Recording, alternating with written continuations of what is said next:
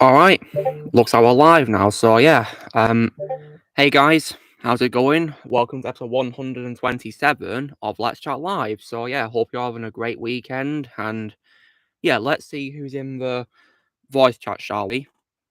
And it looks like Susie is keen on saying hello to us as well. So yeah, she's just there now looking at me. So yeah, right. So hang on a second. So waiting for me in the chat is Ozzy, Shadow, and Blaze. Let's go and say hello to them, shall we? Hey guys. Hey, Luke. Hmm. Hey, Luke. Hey guys, how's it going? You're doing good. Going pretty well, as always. It's great to hear. Doing fine. Resting from work. Looks like we got a cat who wants to come and say hello to us already, guys.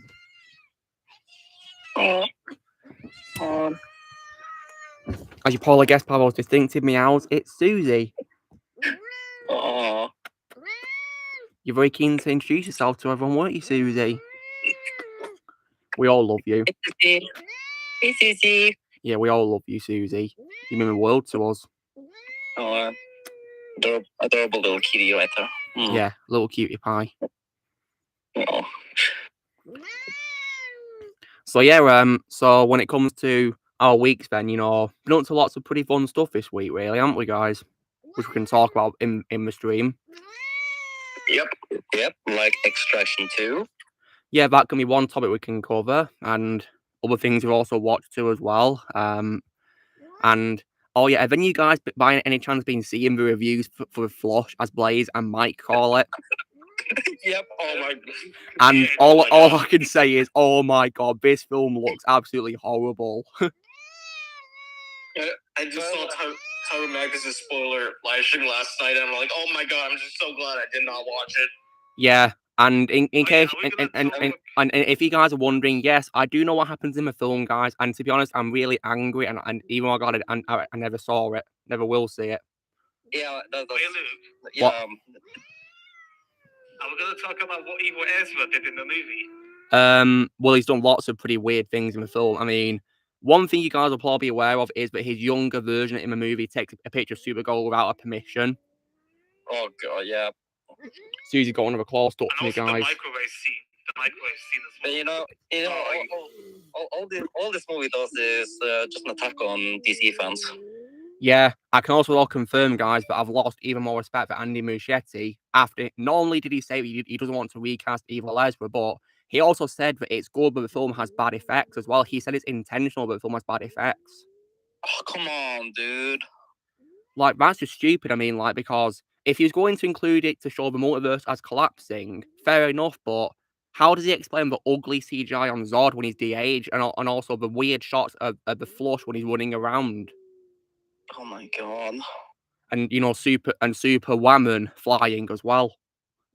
And also the disrespect for Christopher Reeve right there. Honestly, guys, right, when I saw, that screenshot that Yellow Flash was talking about on Twitter where it showed Christopher Reeve, I was absolutely angry because he's my favourite Superman of all time, and seeing that ugly CGI they did to recreate him, I was absolutely appalled.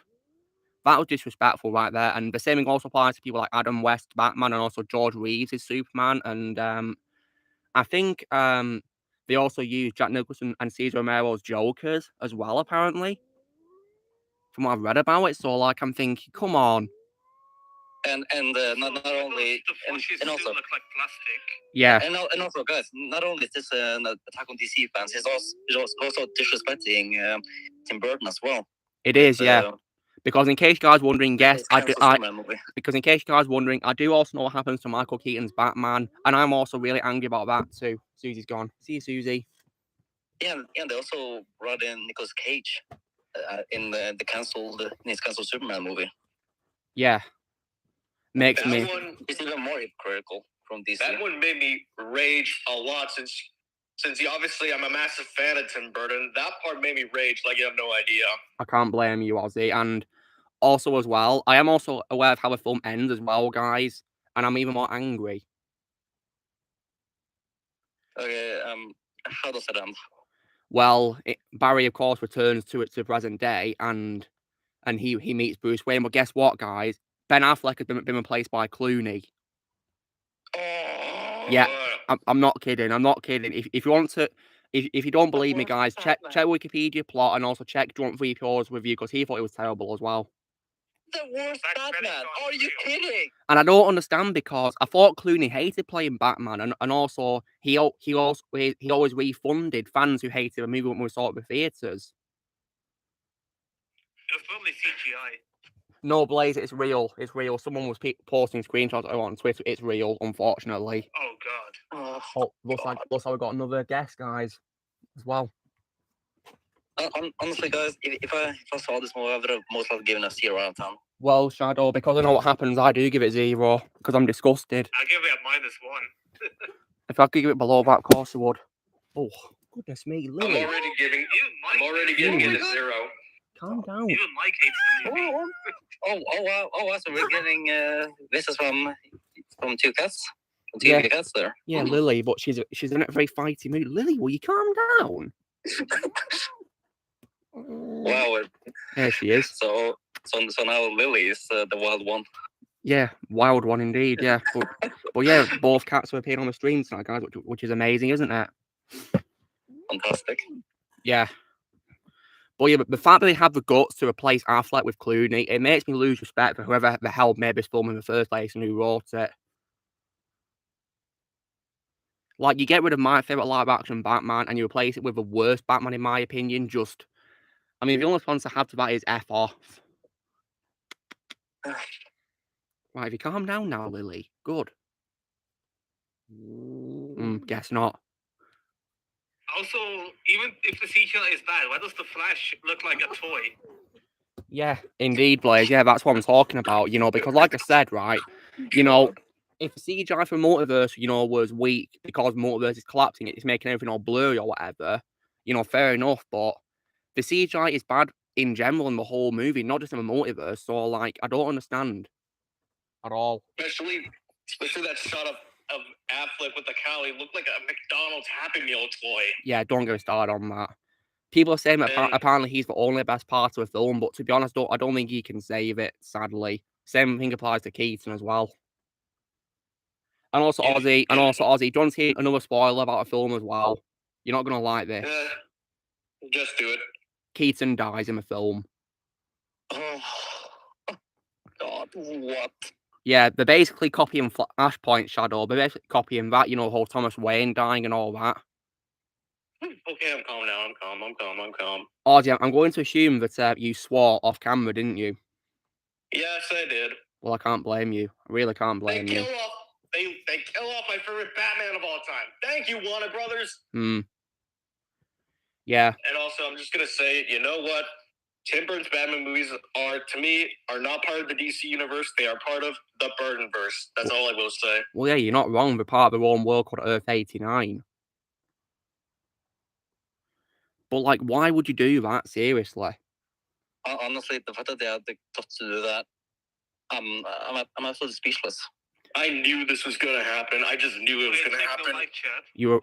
You were right, Ozzy, unfortunately. I have to say it. I mean, this also makes me really appreciate No Way Home a lot more nowadays because that film brought back lots of beloved characters, right?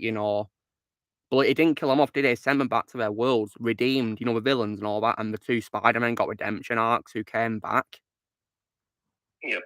Sometimes I hate always being right. Yeah, so my only response to a Flash movie is F off for that. Gives a 0 out of 10 from me. Never going to see it, but from what I've heard about it, I think it's a massive disgrace.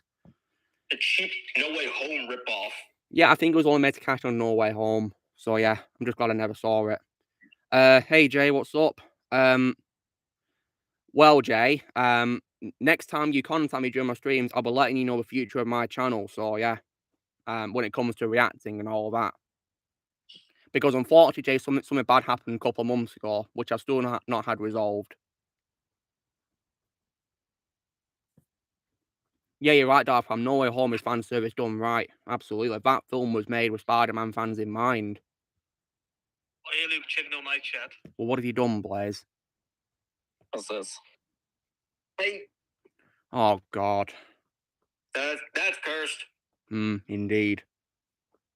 Thanks for your understanding, Jay. I appreciate it, man.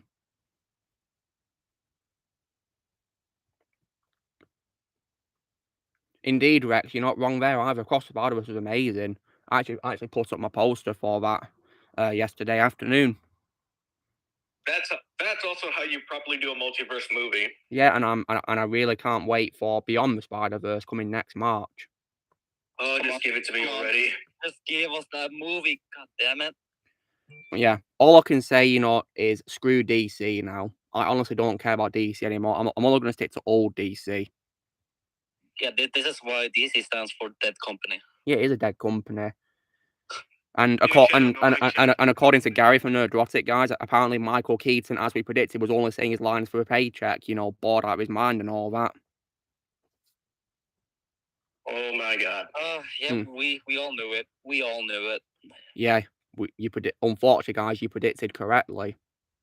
Oh, this is just like with The Simpsons, but with real life stuff now. Yeah. Hey, Knox, it has been a while indeed since you've been on. Yeah, I've been very well, thank you. Hope you're well. But yeah, soon more, guys. Next time we go shopping, I'll see if I can find Justice League Flashpoint Paradox on Blu-ray, because that to me is the true Flash movie. Always will be. The only one I can accept. I think Chicken Nightshade sent something funny there. Yeah. To be honest, guys, I think Michael Keaton would have been much better if he was in a Batman Beyond live-action movie as the older Bruce Wayne. Yeah. Apparently, we were going to be getting that, but unfortunately, it got scrapped. Which absolutely sucks. You know what? Nowadays, if Keaton's going to come back as Batman, I won't watch it unless Tim Burton is involved. I think that's what I'm going to do nowadays. Yeah, indeed, Knoxwave. Although, to be honest, for Knoxwave, because of those horrible cameos I saw in the film, I'm actually glad that Grant stayed away from the film, because I think they'd have ruined his Flash. Oh, they would have. Yeah.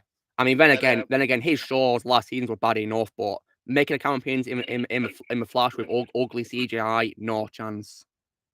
It would have turned into a complete joke. Unfortunately, yeah. Okay, so when it comes to the first movie, did they make Michael Keaton's Batman into the Jake Skywalker of the movie? What in the Flash movie? Yeah.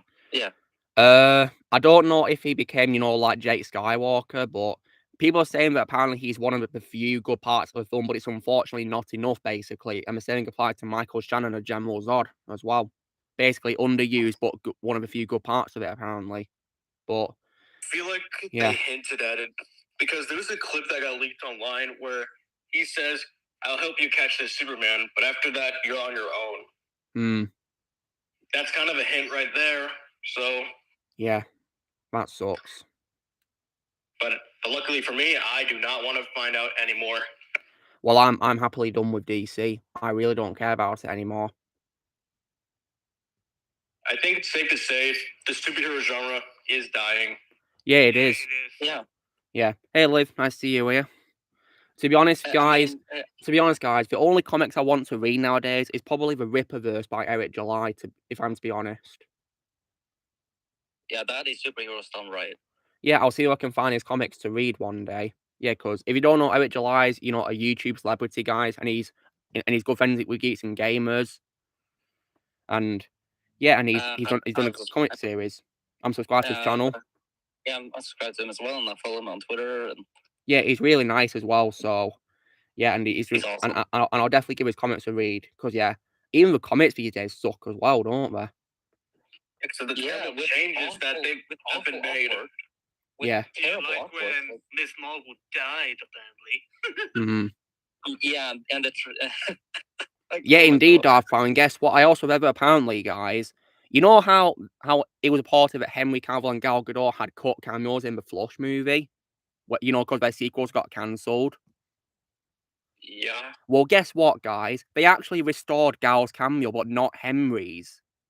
Oh my god. That is disrespectful. That is proof right there that they hate Henry. That is full-on proof right there. And I read on Wikipedia, guys, that apparently Superman from the DC is in the film, but he's only just like a CGI double or something. It's not actually Henry. So I don't get it, You restore Gal's cameo, but not Henry's. The only word I can say to Flush film is F off. That's literally proof that they hate Henry. Well, I think it's stupid. It really is. And honestly, guys, we should have had the Snyder Cut 2 instead of this. 100%. I'd gladly watch that over this. But yeah, all I can say is that I'm so glad I never saw it and never will see it. If we got Snyder Cut Part 2, it probably could have been the perfect ending to the DCU. It could have been. It could have been the end. But now we're never going to know how this franchise will end. It most likely never will. All I can say, guys, is that I'll be adapting the Snyder Cut Part 2 in Lego Dimensions 2, actually. Nice. Yeah. It might not be the finished product everyone will want, but it's going to be in Lego form. Mm-hmm. I think the only superhero show I'll be watching is The Invincible Season 2. That's it. Well, yeah, Blaze, that's not even thankfully. That's thankfully not made by DC. That's by Robert Kirkman, the creator of Walking Dead. He treats superheroes better than Marvel and DC. Yeah.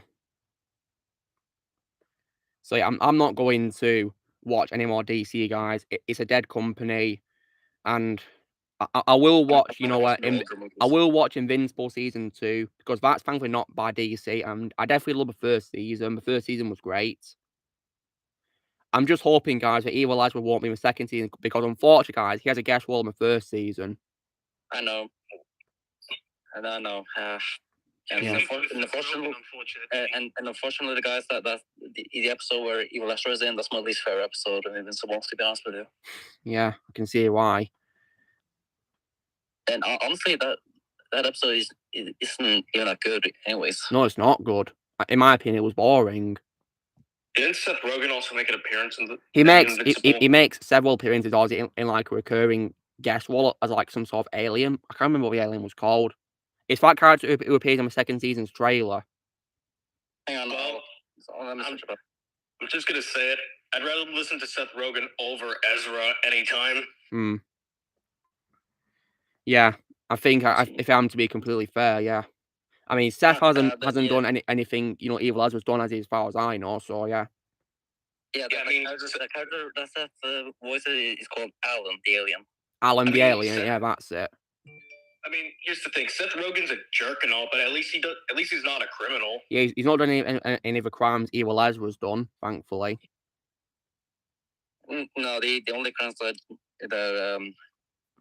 Seth commits is mainly just on Twitter. Yeah, it's Twitter stuff, isn't it? It made me lose respect for him. Like, of course, attacking people with opinions, and of course, attacking Gina. Yeah. And she was trying to be civil with him, trying to, let him hear her out and all that, but he was being really nasty to her. Which I think was absolutely horrible. Yeah, at least Gina showed some class. Yeah, she shows absolute class when she's on Twitter. She's a gem. And anyone who shows support for her will always earn my respect. Like, I mean, I know that Carl Weathers in Mandalorian, he shows support for her, which makes him earn my respect. And the comedian Rob Schneider, he's also in support of it, and he attended the premiere of the film Selma Prairie as well, which was amazing, wasn't it? Good old Rob. Yeah. Didn't Selma Prairie have its 1-year anniversary 3 days ago? I think it did. Yeah, man, it feels like yesterday when that film came out.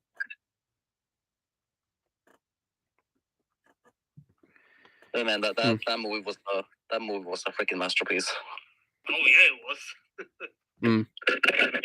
When it comes to DC as well, guys, I will also as well hopefully. I'm hoping I'll like Matt Reeves' universe as well, because that's thankfully not part of DCU, is it? Yeah, thank God. Yeah, I'm only sticking with Matt Reeves when it comes to DC now. Yes, I'm here. Yeah, I mean, I love the Batman movie, so I'm hoping his sequel will be good, if not better, and the Penguin show as well. Yeah, but when it comes to DC and Marvel, from now on, I'm only gonna watch the older stuff. Yeah, all but gold, if you will.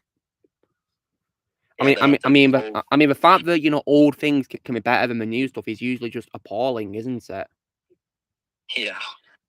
It applies to films, shows, games, and all that. It's just appalling. It should be the other way around. Better and better. So yeah. Nowadays we only have writers and directors and producers that don't even care about the franchise. Yeah, and that's why they fail, as Yoda would say. So yeah. But on a more positive note, though, guys, when it comes to films this week, I did watch a film that came out this week. Thankfully, guys, it was not a flush. It was the new Netflix film, Extraction 2, and I absolutely loved it. Fantastic film. Yeah. I finished it today. It was awesome. Yeah, I posted my review of it yesterday, guys, and I really loved it. It's my second favorite movie of the year so far. I really loved it. If you guys didn't know, my favorite film of the year is Sisu. I would strongly recommend Sisu if you guys have not seen it. It's a really amazing war film. It's got like a John Wick tone as well, so yeah. Oh yeah, I will see that movie for sure. Yeah, I mean, I don't know if it's in theaters for you, Shadow, in Norway, or not. Is it? I haven't seen anything. Because like it's either on streaming or in cinemas these days. It's probably it's like a simultaneous release, isn't it, on both things, isn't it? Like most of the movies that are in theaters here for me in Norway is just movies I don't even want to see. Yeah, same thing applies to my local cinema. Like literally, the only movie I'm interested in is Dune Part 2, and that doesn't arrive until 1st of November. It's going to be a while, isn't it? But hopefully time will fly if we have fun more, of course. Oh yeah, and Oppenheimer as well. I'm probably going to watch that at home because it's run time. Yeah. And the same thing with Killers of a Flower Moon too. Yeah, I'm gonna have to do the same thing. Yeah, other than that, there's nothing. There's nothing I want to watch in theaters. Yeah. Like not even Mission Impossible. Yeah, I'm not watching these Mission Impossible sequels because, in my opinion, the franchise perfectly ended with Fallout, to be honest. And not even Meg 2. Wait, sorry, what? What are they doing? Yeah, the Meg 2, you know, the Megalodon movie. What that shark movie? Yeah. We're doing a sequel to it, seriously? Yeah, they didn't even need a sequel. It's probably going to follow in the same path as Jaws, isn't it, Shadow? I think so. Yeah. What's next? Is it going to be 3 more Megalodons now? And the other two films might be total trash, won't they? What, Megalodon 3D and Megalodon the Revenge? Probably, yeah. Imagine that. Like, is this new Megalodon going to be even bigger? We'll have to wait, and we'll probably find out from the trailers, won't we, guys? But I'm not interested, to be honest. I'll probably just watch the original movie. Yeah, just watch. This is gonna be they're gonna run out of CGI budget and just use a puppet and just make the shark roar for no reason. Yeah, probably. Oh my. That's good, Blaze. I'm so glad that Mario's doing better than Flush. It deserves to do better because Mario film was made with the fans in mind, of course. Yeah, and also that statement that Del Toro made about Mario, I agree with him on it. Yeah, and for that, my respect for Del Toro has gone up even more. Yeah, it's nice to see the Toro agrees that movie is cinema. It is cinema. He's not wrong at all. Hey, Luke, you know what's funny about my cinema? What about it, Blaze? So for the poster for the Flush, they actually just put away Ezra and put Michael Keaton instead. Yeah, that's probably the right thing to do, really. But I mean, Blaze, if people didn't see, the title, they'll probably think it's a Michael Keaton Batman film, won't they? Yeah. But yeah, unfortunately, guys, according to Gary from Nerdrotic, Michael Keaton barely appears in the film. He doesn't appear until like way halfway through the film, sadly, and then he barely appears after it. Oh, come on. So like, I don't get it. You show a lot of him in the trailers, but you make him barely appear. And also, guys, unfortunately, Ben Affleck is only in like the first 5 minutes of the film, then he gets erased from existence. Well done, DC. Well done. Congratulations. And Jeremy from Geeks and Gamers also said that he thought that Ben Affleck was the only thing he liked about the film as well. But yeah, if you guys want to see something better, I recommend Extraction. Extraction 2 was amazing, and the first one is also great too, but Extraction 2, in my opinion, is an example of a sequel that does things better than the first one. It takes what's great about the first one and does it better. I'd recommend it. Yeah, I agree with all that. Yeah. And also, when it comes to watching other superhero movies as well, guys, I finally managed to watch the Hulk 2003 movie. Oh boy, yeah. That movie is incredibly weird. Yeah, I thought it was mediocre, guys. Personally, the only thing I liked about that film was Stan Lee and Lou Ferrigno's cameo as security guards. That was my favorite scene in the movie. God, what's this now at Daniel's shirt? Oh, does he? Oh. What? Yeah. So 3 garbage endings to Flush. Oh.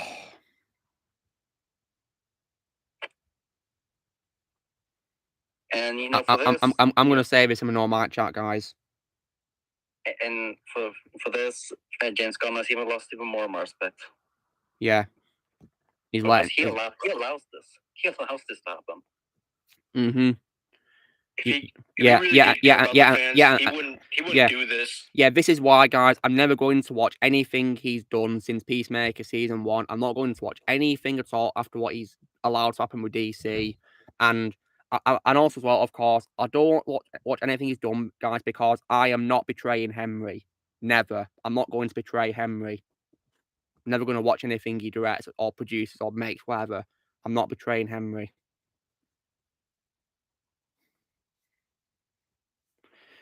So yeah, screw him all the way. Screw him. But yeah, what Michael Shannon is saying here, honestly, he's earning a bit of my respect now. I mean, he said he wasn't satisfying playing Zod in this, and I can understand why, totally.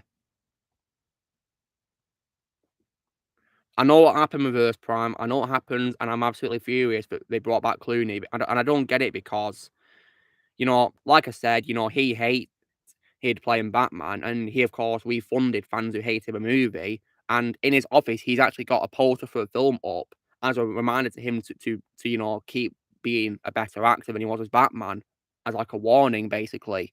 Yet for some reason, it comes back in this. I think it was for a paycheck. Most likely. Michael Shannon is turning on a Star Wars role. Good. Thank God for that. Yeah, there's no point in joining Star Wars anymore. And guys, look at the CGI on his face there. Look at that. Looks nice. Bloody hell. Looks like a toy. That's because it is a toy. It literally looks like a McFarlane Toys action figure of him. Then again, I already saw him in a better movie this week. You know, it was Man of Steel, because I rewatched that this week. Yeah, he was amazing in that movie. You know, that film made Zod my favourite role of his of all time. You know, and no matter what this film's done to Zod, you know, my love for Zod by Michael Shannon's not going to change. No. So yeah, screw the DC franchise all the way.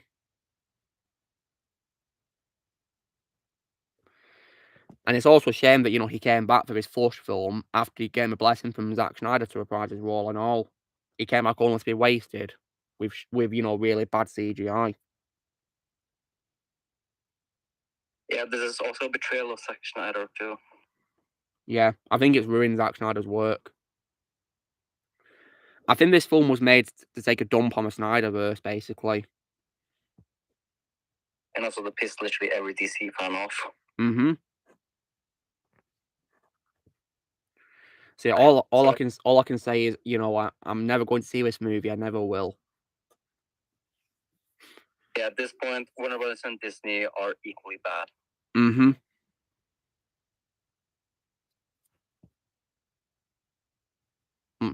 Are you, Jay? That's really awesome. Hope you're having fun, man. That's really cool. Batman photo shoot, yeah. I saw you post this morning, Jay, where you were with, you know, 2 Batman and cosplays. That was really awesome. One for, you know, Michael Keaton, and the other for Arkham City. That was really awesome.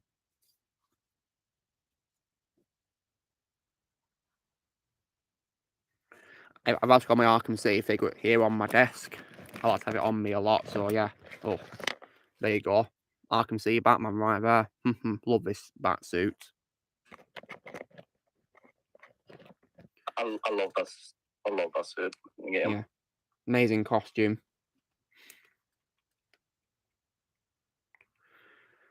And also, guys, thankfully they didn't do this in the film, but I swear to God, right, if they had the guts to include Kevin Conroy's Batman in the film, I would rage. I'd probably smash up my room.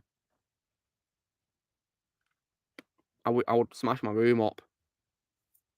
I think if they did that, I think I would have retired from DC permanently. Like, meaning I would not continue Matt Reeves' Batman. If they did that. Even though as much as I did love the first Batman movie, I would not continue knowing that DC did something that made me incredibly more angry than ever. Yeah, thankfully, as far as I know, it didn't happen.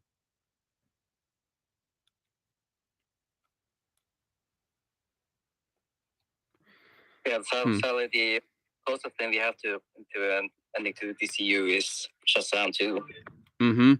Yeah, I of course got that on Blu-ray last week, and that's my DCU collection complete.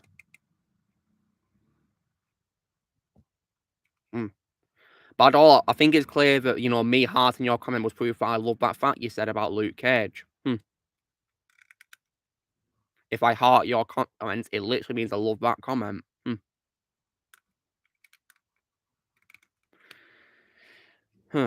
And of course, speaking of birthdays as well, guys, today, of course, is also the birthday of Sandman himself, Thomas Haden Church.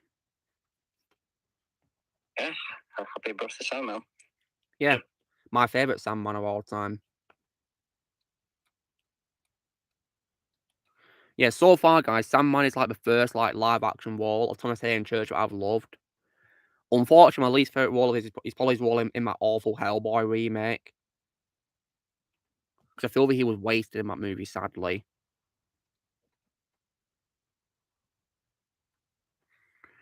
So, yeah. Sean, on Buchanan, I saw Transformers Rise of Beast last week. I posted my review for it.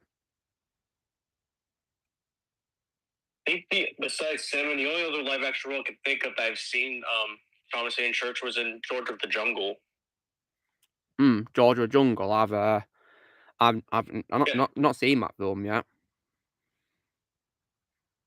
Pretty funny Brendan Fraser comedy, if you ask me. Oh, Brendan Fraser's in it. Okay, that gives me interest to watch it. It's somewhat of a parody of Tarzan, I think. Parody of Tarzan. Yeah. Well, I can see why you said jungle. Yeah, I haven't seen many movies with Thomas Haden Church other than Spider-Man and Over the Edge. Wait, Shadow, have you not seen the Hellboy remake from 2019? Not yet. Well, you're probably doing the right thing. It's rubbish, in my opinion. But I might see just how bad it is. Well, it's terrible. So I wish you all best of luck for that.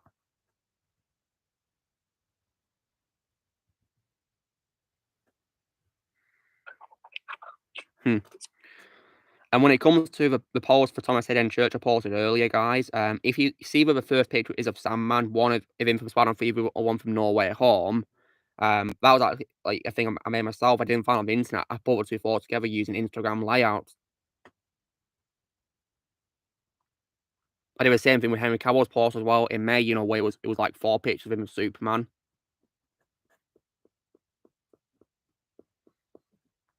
So yeah. So, on another topic as well, guys, what do we talk about gaming as well? What we're not to into the gaming and all that. Well, I've been playing some more Hogwarts Legacy. And how's that been? Seems to be awesome, as always. Nice one. I was pretty happy because yesterday, I was able to last Sunday, I was able to platinum Saints Row 4, which I was very happy about. So yeah, that is my 6th platinum that I've earned as a PlayStation 4 player. So yeah, and currently, guys, I'm doing a replay of Sleeping Dogs. And this is the definitive edition, guys, remastered the PS4, and it's one of my favourite games of all time. In my opinion, a game that's ahead of its time because it's quite old, and in my opinion, it holds up beautifully. I'd also recommend it to any of you guys who are John Wick fans as well. And in case you guys wonder, there's also like revenge missions in the game, which are very satisfying, just like John Wick's revenge story. And yeah, you see why when you play it. But yeah, you're definitely in for a treat if you ever check out the game, and it's also, in my opinion, a game that deserves a sequel.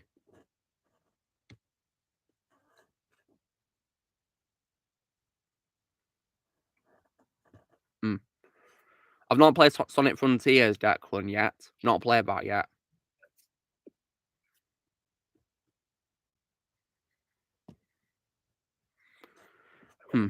Yeah, I like the Spider-Man 2, the game, but I need to get a PS5 to play it, of course.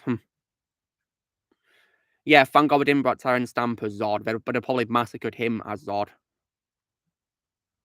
Just how I did to Michael Shannon Zod as well. Yeah. When it comes to, live-action Marvel, guys, the only thing I'm going to watch is Venom 3. Then I'm going to start watching Marvel live-action stuff altogether. Because I honestly don't care about Marvel live-action stuff anymore.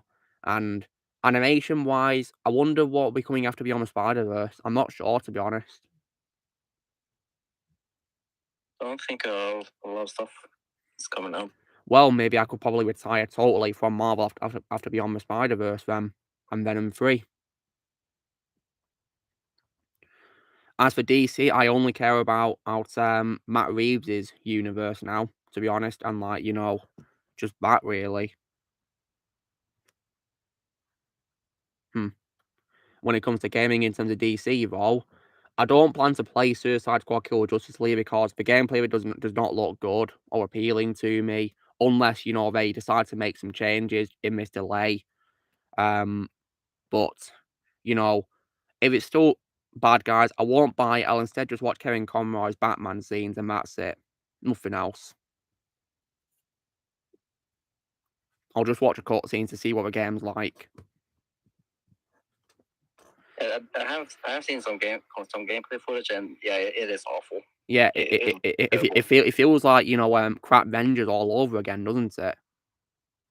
I think that's literally what they're going with. And that's not a good idea at all. And it makes me appreciate, the Arkham games a lot more. And literally all the characters are just the same.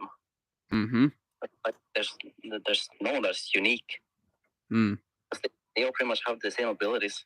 And that's not good. They should have different abilities because they're not the same character, are they? They're all different. Yeah, when the cutscenes come out, I'm only watching Batman scenes. When it comes to Superman, I'm hoping they'll probably have a George Newbern or Tim Daly as him, actually, as well.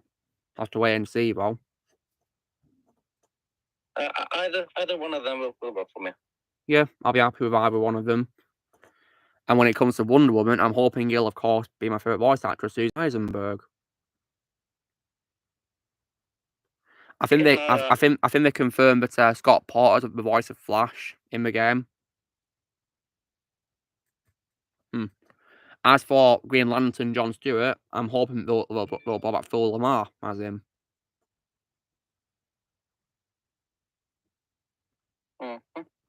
My favourite game of all time is GTA 4.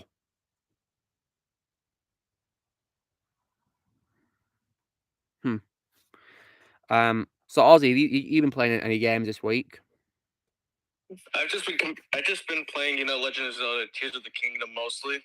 Oh, right, so you've been on your Switch, have you? I mean, is that game really addictive? Yeah, I think it's my favorite Zelda. I think it's my second favorite Zelda game. That's cool. Of all time. That's cool. Like currently, right now, I give it like a 9 out of 10. That's cool. And when it comes to see you, Joseph. When it comes to to this new Zelda game, Ozzy, would you say there's any nitpicks with it that you do have, which is why it's your second favorite? A few. And what would it be in terms of gameplay or story or whatever? Mostly in gameplay. Okay. Because if you try climbing up something when it rains, Link will slip. Well, that's unfortunate. Well, yeah, but then again, there's you kind of like this attention to detail at least. Yeah, that's the same thing with the first game, Breath of the Wild. But the reason why I think the way they handled it was better in this game because of how when it rains, you can actually drink a potion to reduce your slipping. Well, there you go, and problem solved. Yeah, and plus also not only that, there's way more stuff to explore around in Hyrule than it was with Breath of the Wild. So is this game open world, Ozzy? Yep. Not only just just the ground. You can literally go underground and you can go into the sky. That's cool. Impressive how you can do it on a Switch game, isn't it? Yeah, I feel like this is probably one of the most impressive Switch games I've ever played. When it comes to Switch games, though, guys, I've got a very weird feeling about Hogwarts Legacy coming to a Switch, well. A very weird feeling about that. Yeah, I know they confirmed that the game is not going to be clouded. I think this is like one of the few times I can agree that it should be clouded. So when you say clouded, do you mean like, it requires the internet, Ozzy? Yep. And why is that? Why do you agree that it should be clouded? Because of better graphics. That's kind of why the Guardians of the Galaxy game was clouded on Switch. Let's face it, if Guardians of the Galaxy wasn't clouded on Switch, it would have been a laggy mess. I mean, also when it comes to this game, guys, have you guys discovered the Easter egg in which you can find like an instrument that plays a Harry Potter theme? No. Yeah, because there's like an instrument that you guys can find. You've got to like hit the piece of instrument, and it plays Hedwig's theme by John Williams. Wow, that's nice. So I do love how even though this game is set long before the events of the Harry Potter books, it acknowledges the movies in that sense. I do love that. Wait, what are we talking about? He was talking about an Easter egg you could find on Hogwarts Legacy of an instrument that plays the Harry Potter theme. Yeah, I shouted it a few minutes ago, Shadow. I didn't hear that we were talking about Hogwarts. Well, yeah. Have you found the Easter egg? No, but I'm gonna see if I can find that. Well, if you need help, you can rely on someone called Big Easter Eggs. That guy who does Easter egg videos. He covered it in his Hogwarts Legacy video. Nice. And the fact that he's played that game, he's earned respect from me for playing the game. Yeah, when it comes to Hogwarts Legacy, I'm currently up to what I think is second boss fight. Second boss fight, nice. I have seen Romeo and Juliet, and I like Romeo and Juliet. I hate the sequel, though. Yeah, the sequel is trash. I mean, the other thing I liked about it was Johnny Depp and Chiwetel Ejiofor, to be honest. They were literally saving grace of the movie. Literally. And I only just watched the Johnny Depp scenes, and that's pretty much the only thing I like about the sequel. I mean, have you seen the sequel, Ozzy? Partially of it. I remember turning it off because of so many stupid scenes that I cringed at. Well, you don't like Elton John's songs, Sean? Okay, that's fine. I mean, I like his songs in the first one. Yeah, I actually did. I might not be a fan of the first one all that much, but I really do like Elton John's music, to be honest. He's a very good singer. My favorite songs from him will always be... it will always be in Lion King. I mean, my favourite song by him is Saturday Night's All Right for Fighting. I love that song. I see Daniel's joined us. Welcome, Daniel. Hey, guys. Going pretty well, thank you, Daniel. We're just talking right now about, the film Romeo and Juliet, if you've ever seen it. Oh, yeah, I've seen it before, but I don't remember anything about it. Actually, do you guys want to know where I'm at right now? Yeah, where are you, Daniel? So this actually is in relation to 2 weeks ago when I was telling you guys about the 31 and 31 Vampire and Werewolf Edition. I am currently Mendocino County out here in California right now, and I just realized that I am right near the camping area where The Howling was shot. Very nice. Yeah, so that's kind of nice. I'm near the location for some people, at least, not all, but for some people, considered to be one of the greatest werewolf movies of all time. And looks like it's definitely been remodeled. It's no longer the early 80s. We're in the 2020s now, so it's definitely not as it was back in the 80s, but it's good to know that I'm near the location of The Howling. Yeah, it's pretty cool, that, yeah. I wish I could see Dee Wallace, but unfortunately she's not anywhere around. I mean, she must be somewhere else then, I guess. Alright, and also, because I'm out in the woods, I don't have good cell reception, so I gotta go, guys, okay? Oh, it's fine, Daniel, yeah. Thanks for coming on, yeah. Take care. Alright, take care. I'll try and see if I can join sometime later, okay? Alright. Take care.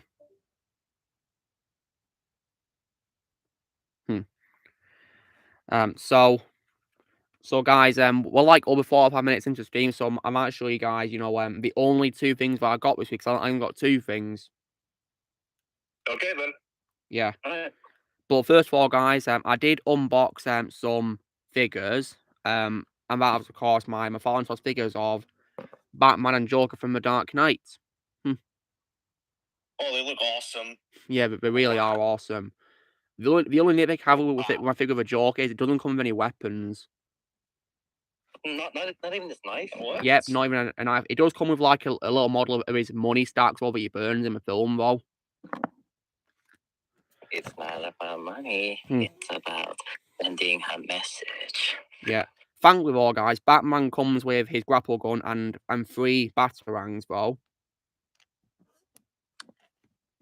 So thankfully they didn't, you know, give Batman nothing. Thank God.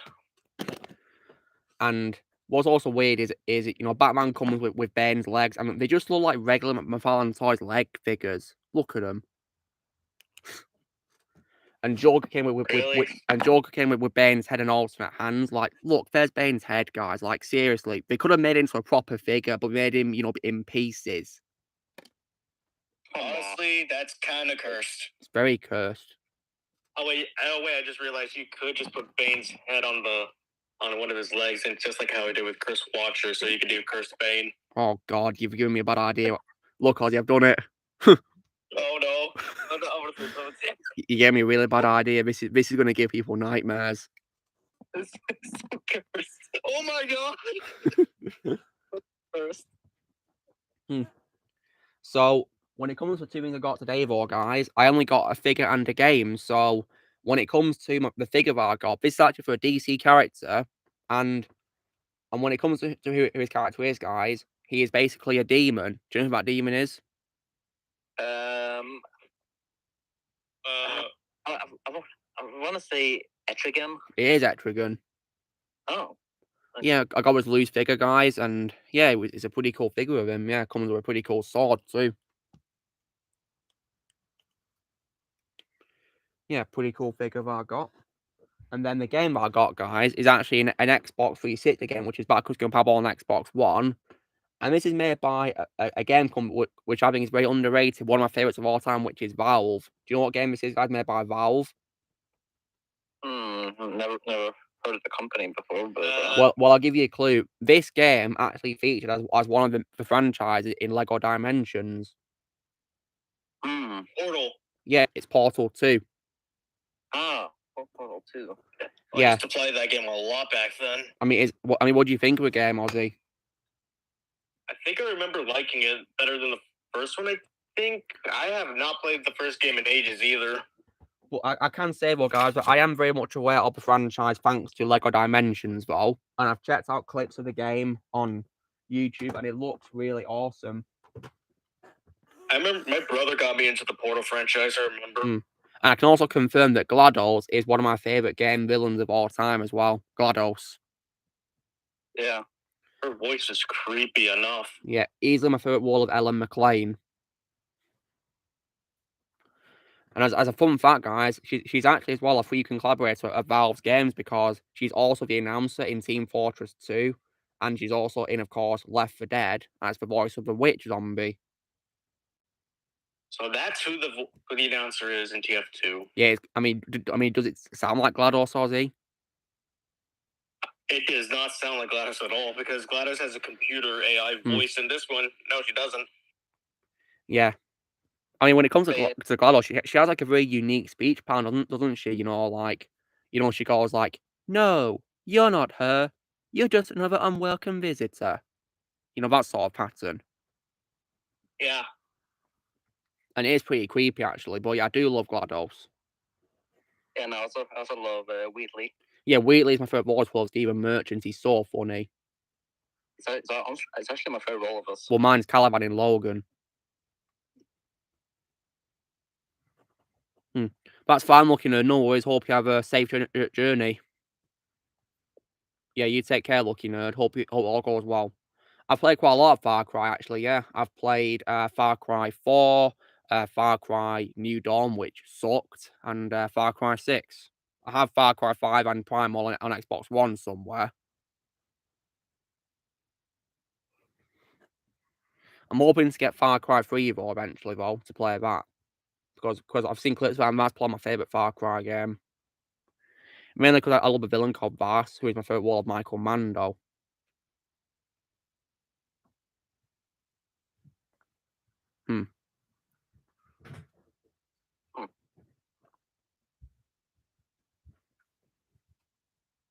Well, that's cool, Sean. I mean, I didn't really hear good things about Far Cry 5 though. Really, people are saying that apparently it lacks innovation or whatever, but yeah. I do want to try out Far Cry 6 and some Giancarlo Esposito's in it. Yeah, that's my favorite voice for all of us. It's a very good game. Graphics are also beautiful, and if you guys are fans of Stranger Things, there's a DLC mission in that, which is actually pretty freaky, but it's fantastic, though. And thankfully, enough for me. I mean, Shadow, are you going to play that mission? Yeah, thankfully enough for me. I already own it. Nice one. Got some chocolate, guys. It's like, chocolate brownie little bites. These are really nice. Yeah, I will be playing the Far Cry games soon. Hopefully. When you say that, Shadow, does that mean you're going to play, like, the oldest one, which is on PS4 first, up to 6, or are you going to start with 6 first? Yeah, that's like what I'm going to do. Start the first games. It's probably a good idea, really, because, you can play it as, like, a marathon, can't you, really? Yeah. And when it comes to games, I like to play them as well in order because, I want to, I don't want to avoid any spoilers. What happened in a previous game, I don't want to get confused either, Yeah, that's exactly what I was thinking. And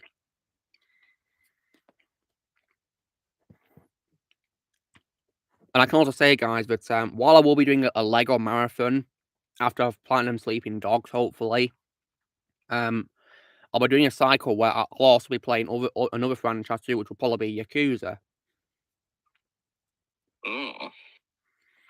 Because I really want to play that franchise. I'm into, like, fighting and martial arts and all that, so I want to play those games.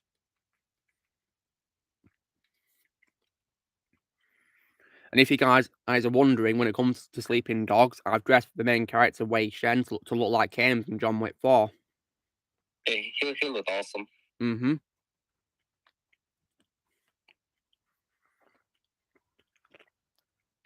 Yeah, Donnie Yen really nailed it as Kane. Really did.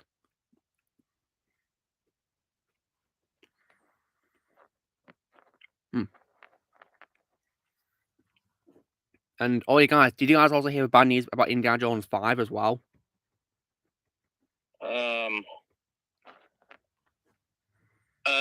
Like, what do you mean? Like, more bad reviews that it keeps getting? Well, there's a YouTuber called Chris Gore who's also good friends with Geeks and Gamers, and he saw it, and he shared lots of bad things that happened on Crystal Drinker's video. Oh boy, I think I know where this is going. So yeah, if you want to hear the ins and outs of it, then please go check out, Crystal Drinker's video, which Chris Gore was on. Yeah, I did hear how the movie is apparently going to end. I did hear some leaks about how the movie's. He talks about the ending, yeah. Yeah, like apparently, Indy wants to stay in whatever year they travel back in time to. But then I don't remember her name. Just punches him in the face and knocks him out.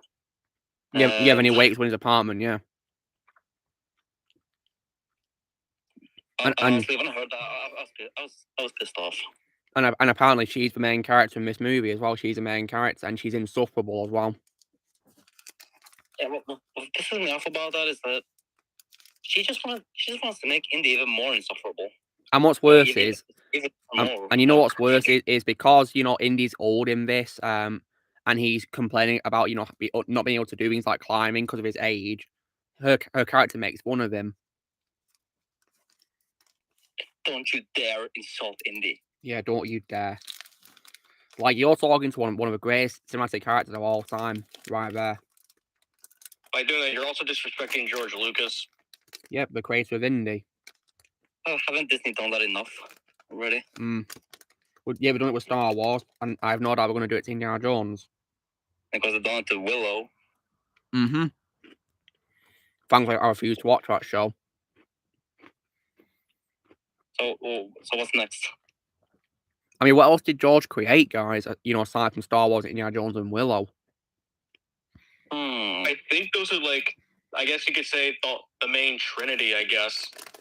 Yeah, the main trinity of Downfall. Yeah, because the only other thing I could think of that they did, that George Lucas created, I think it was called Red Tails, I think.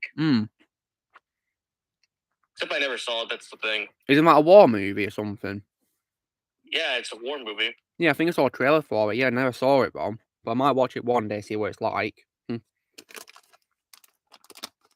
the other thing I'm aware that they created, which I advise to not watch, is Strange Magic. Yeah, I heard that was panned on release, Ozzy, so that threw me off. But, might watch it one day in support of George. But, yeah, I'm not excited for it by any means. Yeah, because I saw it in theaters, and I hated it. Yeah, I'm only watching that movie for George, and that's it. Yeah, because, I mean, I think I said this before, it's the worst animated movie I've seen of 2015. Wow. What score would you give it out of 10, Ozzy? I think maybe a 1 or 2 out of 10. Damn, that bad? So what makes you not give it 0, Ozzy? I thought some of the voice acting was good. Some of it. I mean, who's in the film that you liked, Ozzy?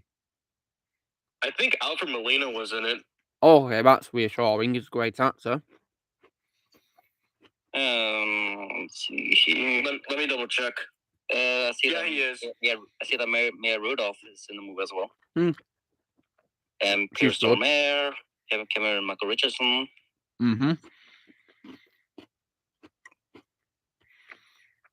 Just keep in mind that I haven't seen this movie since it first came out, so I don't fully remember everything.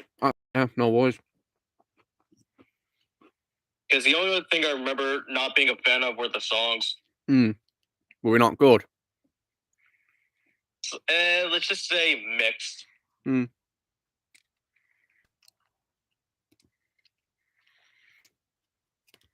But I am looking at some images of the movie, and the animation does not look good. Yeah, that's one of the biggest bad qualities I have with the movie, along with its story. And that's unfortunate by George's company too, Industrial Light and Magic as well. Yep. Very unfortunate, that is. And honestly, the main poster for the film just makes me want to cringe. Oh, how bad it is. Yeah, it's pretty worrying, actually, really. Wow. And I also think it's the first. I think it's the first Disney Lucasfilm movie.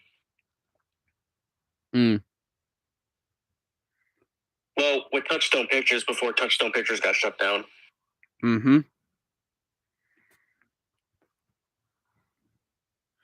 Strange Magic, yeah. Oh my god, look at it. It looks horrible. Oh boy. Yeah, it looks horrible, the poster. I mean, the only main reason why I saw it is because George Lucas was involved with the movie. That's kind of the main reason why I saw it in the first place. And I see that Alan Cumming is the first main character in this. Alan Cumming, Nightcrawler from X-Men 2.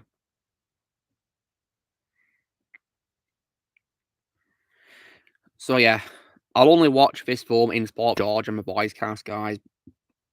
But yeah, I'm not looking forward to it by any means at all. Oh, hey Don. I see Don's here. Welcome, hey, Don. Welcome. Hope everyone's going well with you, Dom. Yeah. That's great to hear. I've not played any of the Metal Gear games yet, guys. I've got Metal Gear 5 and Metal Gear Survive. I'm hoping to get the other games before Metal Gear 5 soon, so I can play them in order, of course. I mean, I have heard good things about them, you know, and also the main character Snake as well. Yeah, Solid Snake. Solid Snake, yeah. I mean, Ozzy, would you say that's your favorite Warlord David Hayter? Yeah, I'd say so. Since even though I've listened to cutscenes of him in Metal Gear games, he's awesome, especially when he does the grunts in Smash Brothers. You know how he's in Smash Brothers? Do they maintain how violent he is, or do they tone him down a bit because it's a family-friendly game? They balance it out, since Smash Brothers is not exactly family-friendly with the newer ones. The newer ones, oh wow, so they basically, you know, got, you know, more mature later on, did they? A bit more, because there was a taunt you could do in Brawl. I don't know how to do it, where he smokes a cigar. Yeah, that's definitely not really, you know, appropriate for little kids, is it?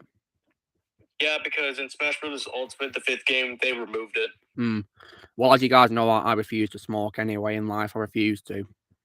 Yeah, same here. I don't know why anybody does. I mean, it's not really good, is it? Because it can cause illness. And yeah, it's not cool. It's not cool to smoke. Yeah, it's not really a good idea, to be honest. I wouldn't recommend it. I can't stand the smell of it. Yeah, it's not very nice, is it? Yeah, I heard that. Yeah, I heard the Cross of Spider-Verse was banned in the Middle East. So yeah, that's unfortunate, isn't it? So yeah, people in the Middle East can't see it. That sucks. Yeah, the main reason that was done was the LGBTQ stuff. Yeah, I know that's of course forbidden in, you know, religions in the Middle East. So I guess that's understandable. So yeah. But hey, you know, some are even complaining, I can't hear the dialogue in certain scenes. I could hear it. I heard it. That's weird. I heard it perfectly fine. What are we talking about? Are they talking about the first fight of the movie? Like, is that the point where everybody was complaining? Well, maybe, but you're not supposed to hear the dialogue in that. It's a fight scene. You know, the fighting, you know, the stakes of that are important, aren't they? So don't worry about the dialogue. Do they not remember what Falcon said to Peter in Civil War? Yeah, that's a shame, and also it got banned. What I'm thinking is, for guys, if you know it got banned for that reason that you said, Shadow, why not alter it for international releases? Why not alter what it was to something more appropriate for that country? Yeah, movies are known for doing that. Yeah, I mean, it's easy. They can just remove the LGBTQ stuff. Yeah, and the same thing also, they even edit games too, guys, because are you guys aware that the Japanese version of GTA 5 is different to the original version? Yep, I saw that on YouTube. Yeah, because for example, guys, you know the infamous torture mission where you torture Karimov, that character, on the chair? Yep. Yeah. Well, in the Japanese version, guys, it's cut. You don't do it.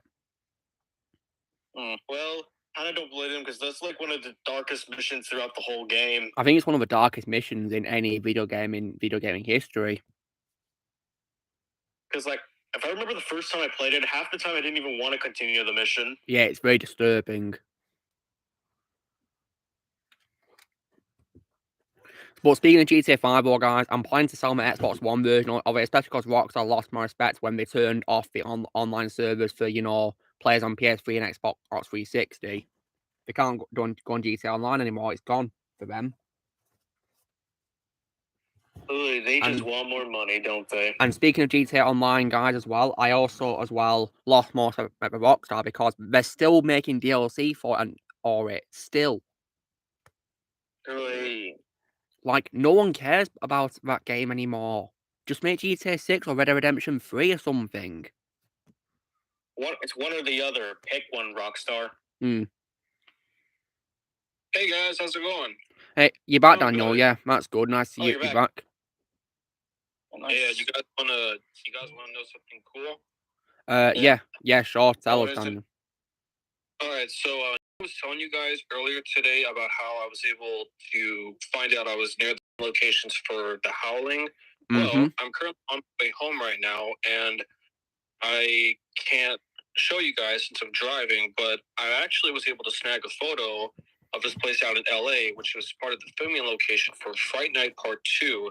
This is a really famous hotel out in Los Angeles, and it was used for the filming location for Fright Night Part 2. You can actually reserve a seating there if you want to, because, you know, it's a hotel. So I think today I might show you guys a couple more filming locations for some of the movies regarding 31 and 31. Well, that'd be wonderful, yeah. Nice one. And even though I practically don't like Fright Night Part 2, I'm always excited whenever I get to have the opportunity to go to filming locations for any movies. I suppose, you know, I suppose it's fascinating, isn't it? Yeah, here, I only got a minute before I have to go back off. What were we talking about? I was just talking about, Daniel, how I've lost respect for Rockstar Games because they're still making, you know, downloadable content for GTA Online when, you know, no one cares about that game anymore. Oh, though I've lost my respect too. Yeah, they're still making content for it, and they're not going to make GTA 6 be released anytime soon, or Red Dead Redemption 3, or any, like, other original games or anything like that. They only care about money. Yeah. I'm curious, did you guys happen to catch the news outlet that apparently Spider-Verse 2 is getting banned in certain areas? Yeah, we were just talking about it now, actually. Yeah. We were just talking about it. And it is stupid. I mean, apparently Sony refused to cut it out, but what I'm thinking is, can I just, like, edit it out to be suitable for the country it's going to be played in? That makes no sense at all, because if they want this to be successful, they would have done that. I mean, films have made changes for international releases, of course. I mean, I believe that Iron Man 3 had, like, its own Chinese release, didn't it, Daniel? You can probably confirm this, can't you? Yeah, and actually, speaking of Across the Spider-Verse, about not wanting to edit it, I think the same situation happened to Lightyear last year, and well, look how that turned out. Yeah, that film, of course, was a bomb, wasn't it? Yeah, it was. And they had a scene, just like in apparently a Spider-Verse, that got banned in certain countries, and like you guys said, it's very easy to just edit around it, and for some reason they didn't do that for some reason. All I know is that Across the Spider-Verse outbeats Lightyear on almost every way. Well, I have no doubt in my mind about that, even though, of course, I flat out refuse to watch Lightyear. All right, take care, guys. I'll be back. Take care, Daniel. Hope you have a safe journey.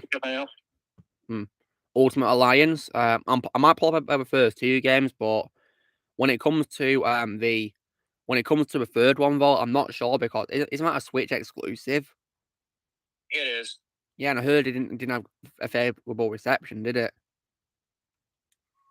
I mean, I think we just watched gameplay of it to see what happened. Yeah, and personally, I don't really care about it. Because I only played the second game. I might play the first 2 games because, like I said, guys, when it comes to Marvel Comics, I only care about old things nowadays.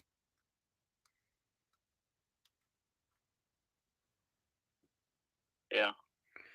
Yeah. The MCU, of course, is dead to me.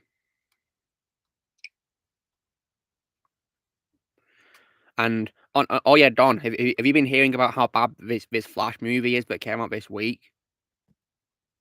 No, I don't really care to hear news of Flash. Well, if you don't see it, then you're missing nothing because it's absolutely horrible. I've heard reviews for it, and people are really hating it. Yeah, we just watching it. Yeah, you're doing the right thing, Don. About it. We ranted about it early in the stream. Yeah. Yeah. Yeah. And now, when it comes to Pixar's new film Elemental, I might just wait for it to hit streaming. And some things are already some new announcements from them are already making me furious. And what are these announcements, Dom, that are making you furious? More sequels they've announced. Oh, God. Yeah. I'm going to assume it's cash grabs. Yeah. And what they announced, Dom. Well, so far, Toy Story 5 obviously is one. Yeah, I know about that for a while. I hope these are just rumored ones, but from what I've seen on their upcoming slate on Wikipedia, rumored sequels to hopefully not Bees, Up, WALL-E, Monsters, Inc. Oh my God. No. If these are true, I'm going to go mad. They made They made the right choice canceling Monsters Inc. 2 years ago, but don't greenlight it again. Please don't. Please. But these better just be fake. Yeah, for the love of God, don't do a sequel to Up. Do you guys even know how disrespectful that would be to Ed Asner? Very, because you can't do an Up sequel without him, and he passed away. And to be honest, I think the first one ended perfectly. No need for a movie sequel. I'm only going to watch 4 shorts called Dog Days because that was Ed's final time playing Carl. So yeah, I'm only going to watch those. And that to me is the closest thing we'll ever get to a good sequel. Yeah. Yeah, rest in peace to Ed Asner. Announcing Inside Out 2 is bad enough.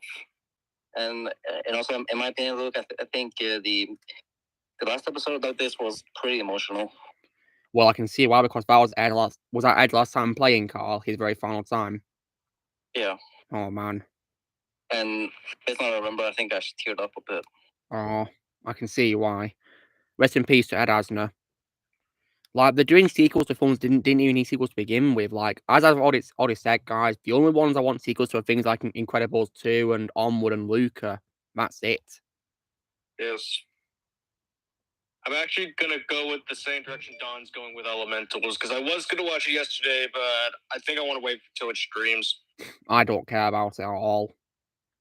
In case there's certain references. I think there will be. You know what Pixar's like nowadays. Good joke. Yeah, they just want to go. Just care more about woke than actual money. That's all we care about. Yeah. Turning Blade of Lightyear didn't do them any favors, did it? Yeah. And speaking of, Disney as a whole, guys, I heard that there was another animated film in that year called Strange World, which was panned by critics on release. Had very bad reviews. Thank God I never saw it. But sadly, Vermont's gonna see it. Oh no. I mean, he could back out of it, and save himself from torture. I mean, that too, but then again, you know how he's usually dedicated when he does marathons? Yeah, he's really dedicated to that. Yeah, sometimes I think he's too dedicated because he goes through lots of torture. I mean, because, guys, he saw the worst movie I've ever seen last Saturday. Yeah, oh my God. Yeah, like I've already stressed in porn, so, guys, please don't see TCM 4. For your own sake, please don't see it. Vermont also saw what I like to call the Vauxhall Massacre. Because they mentioned cancel culture. Yeah, which I raged about when I heard that quote. I raged in pure anger, guys. I was so angry. That scene alone killed my interest in watching that movie. Yeah, don't see it, Ozzy. There's no point in watching it. It's rubbish. Yep, I'm just gonna watch the original. Its original sequel, then the remake timeline. Yeah, but the first 2 films are good. Then just go to a remakes. Yep, and as you already know, I already have the original and the remake. I just need 2 in the beginning. Yeah, 2's a good sequel, and in my opinion, we should have ended the original timeline. So yeah, that's what I'd recommend. And of course, when it comes to Leatherface in gaming territory, I'd of course recommend to play as him in Mortal Kombat XL as well. Yeah, it's actually pretty cool to play as. Yeah, he's a lot of fun to play as. And have you done his trophy, or have you got to get as him? I haven't. It's where you got to do like a specific special moves in like a cycle for him. Oh boy, that's gonna take a long time to get it, isn't it? Well, if you look at how to do it, you'll probably get it, done quite easily. I was able to when I read what to do. And you've also got to do a stage fatality as in a classic tower in, the pit arena. Oh. Yeah, the stage fatality. Yeah. You got when you can punch someone off and they fall. Yeah, onto a spike down below. Yeah. Yeah, it was in the original Mortal Kombat game too. Yeah, it's a nice homage to it, isn't it? Rebel Moon, yeah, I'm definitely going to be watching that in Sport Zack Snyder and his cast he's assembled for it. Speaking of things being assembled, guys, I also hope you enjoyed this week's review for Avengers Age of Ultron that I posted. I did. Great. Yeah, I did. Glad to hear you guys did. Oh, and when it comes to the new DVD releases this week, just recently bought John Wick 4 on DVD, so... Nice one. I'll see if I can get that next month when I go to Manchester. So now my John Wick collection is complete. And Don, you of course weren't here last week, were you? So you probably wondering what I got last week, but I was able to get steelbooks for the Dark Knight trilogy. Oh, nice. And also figures of Batman and Joker from that trilogy as well, you know, McFarlane toys figures of them. Yeah. Yeah. And also the game Hogwarts Legacy as well. And also as well, Shazam for You the Gods to complete my collection of DCU movies. Yeah, I put that on my birthday list, and I know Mario also came out on DVD this week. I put that on my birthday list. So I'm gonna look for that as well.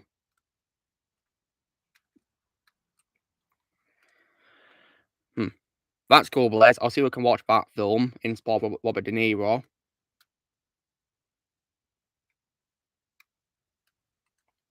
And of course, guys, Robert De Niro also earned my respect when he criticised the vaccines as well.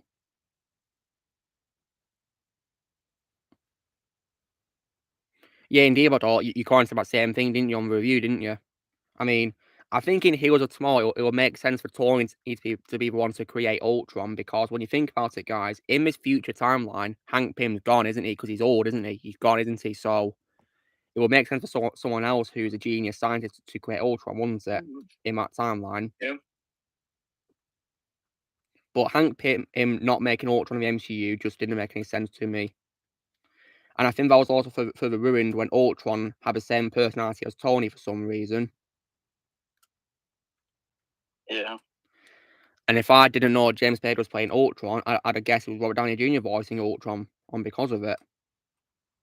Yeah, that's literally what I thought at first on day one when I saw that movie. So yeah, when it comes to James Spader, guys, my favourite role of his is his role in Stargate, that movie that's based on a show, I believe. Yeah, that's my favourite role of his, and I'm of course planning to check him out in the Office US version as well, because I believe he's in that too. Yeah, that's my goal. Yeah, that gives me excitement to see that show. But as you guys know, I'm currently watching Tulsa King, and I'm really loving it so far. Oh, that's good to know, Luke. Yeah, I love Tulsa King. Before you mentioned Tulsa King, what were you talking about? I was talking about the review for Age of Ultron that I posted this week, Daniel. Yeah, we're talking about that. Oh, yeah, I saw it. I thought it was a very good review. That's cool. You. Thank you, Daniel. Next week, I'll be posting a review for the first Ant-Man movie. Nice. And then I'll complete phase 2. Yeah, that's phase 2 complete. And then this week, I'll be rewatching the start of my favourite MCU phase. Phase 3. Phase? Yeah, how exciting. Luke, I do need to ask. Ask me, yeah, go ahead. Was it a coincidence that you posted your Avengers Age of Ultron review on Aaron Taylor Johnson's birthday?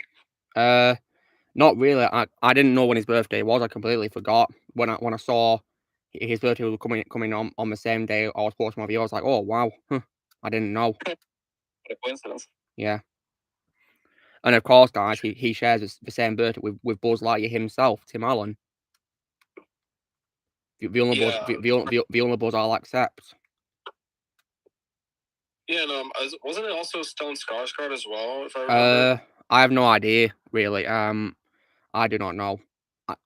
Sometimes I don't know whose birthday is. There's a lot of birthdays that are celebrated, isn't there, and all that. Lots of them. It's hard to keep track nowadays. Yeah, and then there was also the birthday of the legendary Malcolm McDowell. Oh yeah, Malcolm McDowell. Yeah, I know him from several things. He's a good actor, Malcolm McDowell. See you next week, take care. So, before I go home, I wanted to do this just for you, Luke. I was able to track down the filming location for the Michael J. Fox Teen Wolf movie. Oh, nice. Alright, so there's a photo. This is the exact same filming location as the bowling scene from Teen Wolf. Oh, wow, that's cool. So I decided to drive to the filming location of it a little bit north of LA, over in Monterey, California, and I did it just for you. Thank you. I really appreciate that. Yeah, Teen Wolf is an absolute classic gem, isn't it? It is, and of course you'll see me showing love for it tomorrow because I'll be doing a video on why I didn't need a sequel. Looking forward to it. All right, guys, I need to drive home now, and I'll be sure to catch you guys whenever I can, okay? All right, yeah, take care, Dan. Have a safe journey. When it comes to Aaron Taylor-Johnson, guys, my favourite wall of his is Kick-Ass. Yeah, same. Always will be. Yeah, I feel that unfortunately he was a bit wasted as Quicksilver, to be honest. You know, when you think about it, he signed a multi-picture deal, guys, but he only paid in you know, a post-credits scene of Winter Soldier and just one film, never again. So yeah, what a waste of him. Yep. Feel bad for him. But nowadays, I don't want him anywhere near Marvel. I think if he came back, he'd be ruined like everyone else is. Yeah.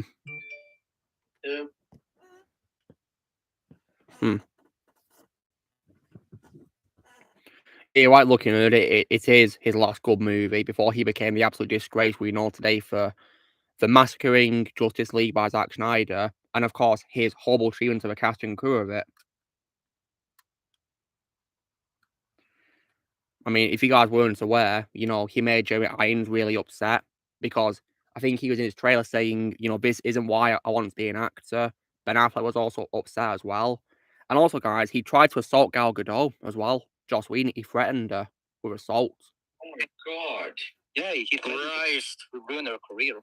He threatened to ruin her, and that's why I absolutely despise him. And this is by the same guy who did the Avengers, so for Christ's sakes. Yeah, those two films, to me, were his last good films he did before he became a disgrace he is now. A little psycho.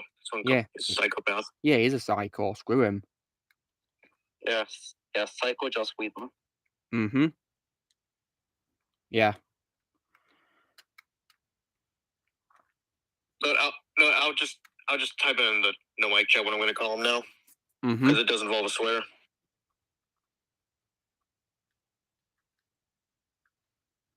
Okay, how's this?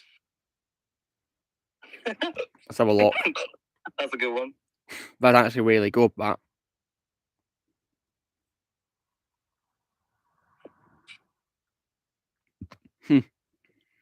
Nice one.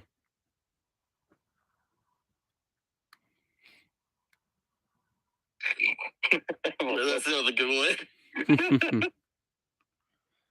one. Ozzy, you know how you say that you only like to use your Vita for MK9 nowadays, don't you? Yeah. Do you plan to check out Killzone Mercenary on it? Yeah, on Vita? Yeah, I do, based on the stuff you showed me last week. Yeah, I'd recommend it. In my opinion, it's an underrated gem of a video game. And this also might be a bit of a hot take, guys, but in my opinion, every first-person shooter game nowadays, every first-person franchise is better than today's Call of Duty, in my opinion. Oh, it is. Yeah, I have to agree with that. Yeah. As you guys know, I lost respect for Call of Duty. And of course, Activision in general. Yeah, screw Activision, screw Call of Duty. Yeah, Call of Duty is dead. It is dead, yeah. In my opinion, as I said, guys, in my opinion, their last good game was Black Ops 2.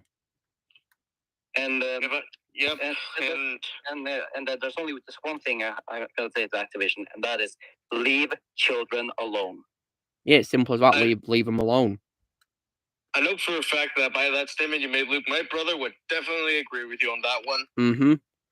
And because as you guys know, he played the Modern Warfare 2 remake and he hated it. Well, I can see why. I hated it as well.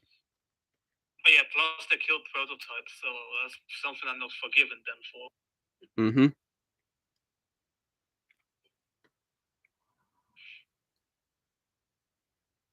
It is still very satisfying, though, to see Activision fail. Yeah, they deserve to fail. They suck. That's what they get. Yeah. Overall, guys, I think other franchises which are first person are much better than, you know, Call of Duty nowadays, like, because they try to do things differently, don't they? Yeah. I mean, one example of that's probably Halo, guys, for one thing.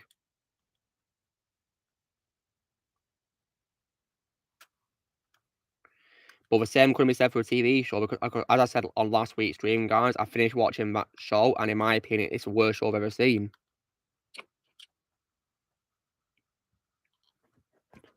Well. Yeah. I mean, I have no doubt there's probably going to be worse shows out there that I've not seen yet, but for now, guys, it is the worst show I've ever seen.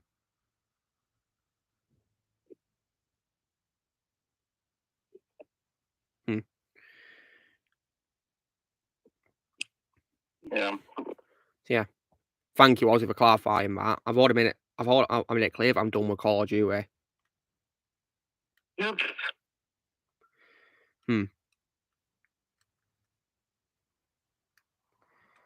And when it comes to, you know, game franchises which have rivals, don't they, guys? You know, like, have you guys noticed that, like, you know, the soccer sport has, like, rival or game franchises, you know, being FIFA and Pro Evolution Soccer? That I did not know. Yeah, there's, like, 2 franchises for soccer, or football, we want to call it.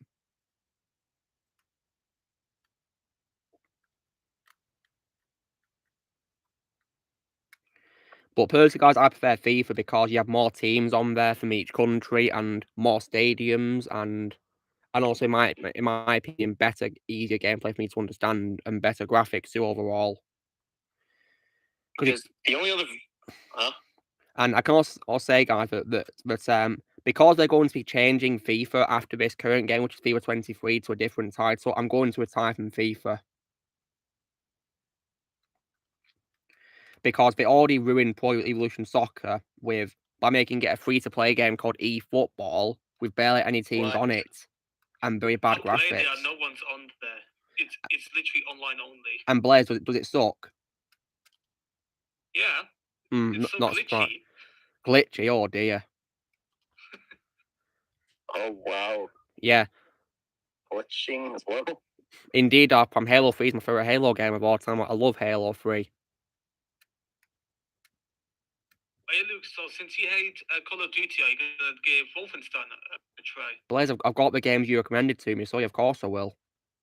Or you will find the shooting amazing in that game. Are they first person, Blaze, or third person? First person. Okay, cool. And aren't they gory, Blaze? You know, blood and gore. Yeah, that's Doom and Wolfenstein. Yeah. Well, I'm also going to play, you know, the recent Doom games because I bought on PS4. You know, Doom 2016 and Doom Eternal. Oh, nice. Yeah. And I think when it comes to, you know, Halo being a very popular first-person shooter franchise for Xbox, guys, and, you know, Microsoft, I feel like, you know, I feel like as well, if you want to have, like, a rival for PlayStation, I think that could probably be Killzone, couldn't it? Apparently there's a reboot coming, so that's fascinating. Killzone reboot? Yeah, it's been rumored, apparently. Well, I'll be sure to play it because I think Killzone is a very underrated franchise that deserves more love. When I get a PlayStation 3, guys, I'll play the older games too, which are available on that. Oh yeah, Killzone 2 is epic when you play. Epic, that gives me hope. Yeah. Right, Alex, I thought I made it clear that I don't care about Call of Duty. I really don't care about it. Don't bring it up.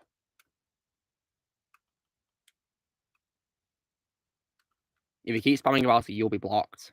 Because I don't tolerate spamming about things I'm done with on my channel. I don't tolerate that rubbish. I'm just gonna. Killzone game is in development. Yeah, I'm just gonna I'm typing in something now. Just gonna say COD is dead. Yeah, it is dead, and of course I want to go on with Satan, which is leave children alone. I mean, those games have a high rating for a reason, guys. They're not for children. It's rated M over here. Yeah, M for a reason. Yeah, here they're rated PEGI 18. Yeah, same for me in the UK, PEGI ratings, yeah. But then again, I'm not even going to deny this. I literally started playing Call of Duty when I was like 6 years old, I think. Yeah, I think I did too, really, to be honest, yeah. Yeah, same. Yeah, for me too. Yeah. Yeah, I'm not even going to deny that. Yeah, I'm not gonna lie, guys. When I was a kid, I used to play games which had a higher age restriction than my age I was back then. Yeah, plus, if I said it before, I'll say it again. Modern Warfare 2 was the very first rated M game I've ever played. And that's my favorite Call of Duty game of all time. I absolutely adore that game. That, in my opinion, is far better. Game was Prototype. I think mine might probably be my favorite game, GTA 4, which I ever played, which was like, high rating, 18. Oh yeah, when I got my 360, it came with GTA 4 on Prototype, which was pretty cool. That's cool. And what I really appreciate about, Arkham Knight, guys, is it doesn't hold back on the darkness, because that game's rated PEGI 18 for me. You know that. It's PEGI 18, Arkham Knight. Wait. Oh, yeah, that game's rated M over here. Yeah. So I'm so glad that, Rocksteady didn't hold back on the darkness of the Batman franchise in that game. They kept it dark. Yeah, and I actually love that. And Ozzy, don't know one of the reasons why it's really dark? Scarecrow? Well, I guess so, and I think it's also mainly because of the side missions involving Professor Pig as well. Oh boy, that should tell me everything. Yeah, and also. Well, that's the main reason. There's political reasons too, and I guess also as well the fear toxin scenes are pretty frightening as well, I might add. Oh yeah. I mean, Mr. Pig, however, he just freaks me out in general. Right, that's it. Alex, you're going too far. I asked you not to spam Call of Duty. Stop it. But you didn't listen. Good riddance.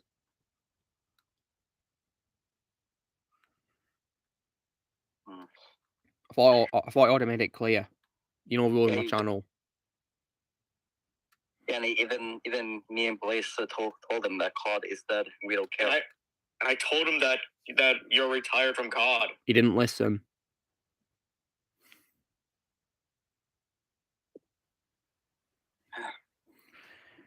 Yeah.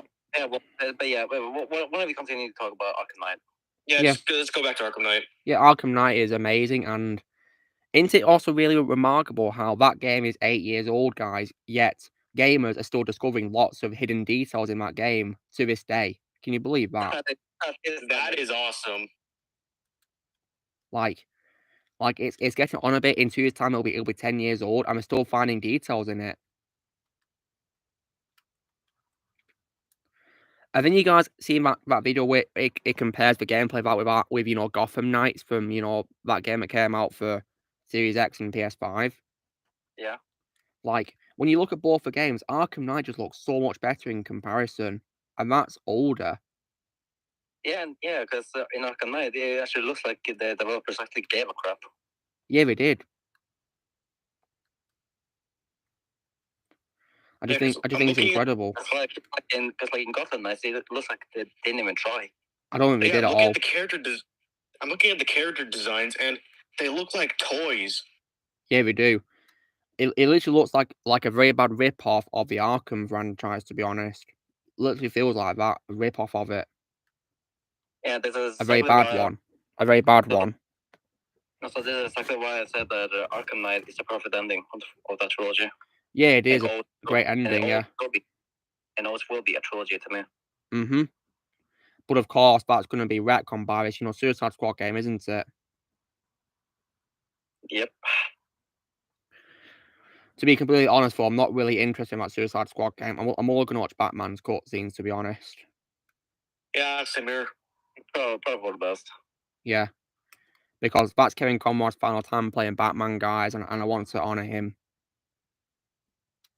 Me too. I mean, one thing I saw when it comes to advice on what to watch, guys, is how you want to watch something to support an actor or like a cast and crew or whatever, but it's part of a franchise you're done with.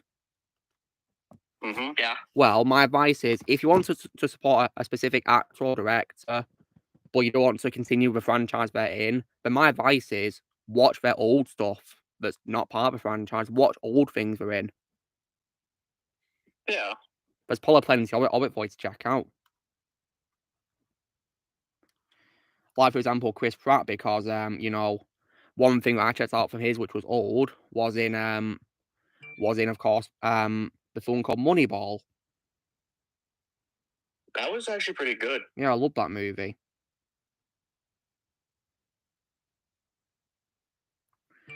Yeah. And of course, just anything in general which, parts of really, anything new or old, whatever. Just watch something else for in. And speaking of Chris Pratt, guys, I really can't wait for his second season of Terminal List. I really can't wait for it. I am super hyped. Yeah, that was my favourite show of last year, guys, but came out last year.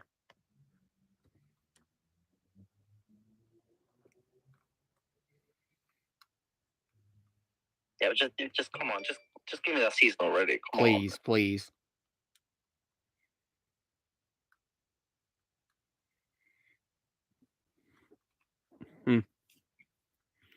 Yeah, you're right. Looking at it was thankfully made before gaming went horribly wrong, wasn't it? Yep. You prefer Dino, do you, Lucky Nerd? Fair enough. I mean, my favourite Scarecrow of all time is Robert Englund from Injustice 2. He's my favourite Scarecrow of all time. I mean, if you cast Freddy Krueger as Scarecrow, then you're an absolute genius, aren't you? Yeah. Yeah, Robert Englund is like an absolute horror icon, and casting him as Scarecrow was just a perfect decision that Ed Boon made when he was doing the casting for Injustice 2.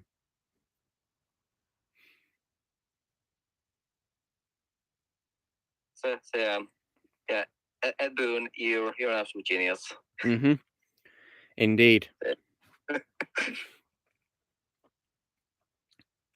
I've seen clips of Batman Begins gameplays. I'm aware that lots of the cast from the film, except Gary Oldman, reprised their roles. I mean, what consoles is it on? I know that it's on PlayStation 2. Right, well, if I get a PS2, I'll be sure to play it on that then.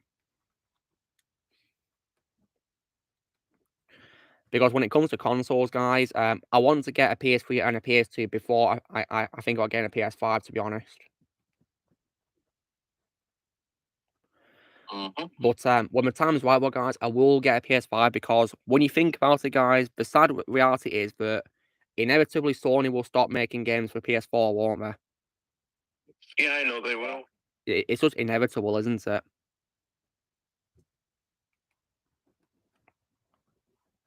Oh yeah, speaking of PS5, I might get one on September if my job keeps me. Well, good luck, Blaze. I mean, so far no complaints, so yeah, I think I'm staying. Fantastic. I've also got an interview this Wednesday, so I'm hoping that's going to go well. Yeah. Yeah, I think probably it'll go well. Thank you. Yeah, hopefully. Because for me with a job, I think I might do it like next month after vacation, or probably when the summer ends. Nice one. Well, I hope you both get the job you want. Yeah, I really hope so. Yeah, when they came to my interview, I just gave them a death stare, and they hired me. Really? Yeah. Yeah, that's a bit unsettling, isn't it, Blaze? Yeah, somehow. I mean, to be fair, I don't like staying in my house all day. Yeah, I want to get out during the day, really. That's why I go to the gym. Yeah, because like this week I was like out and about of my house. Like I went to a plaza, I went to an outlet mall, and I went to IKEA.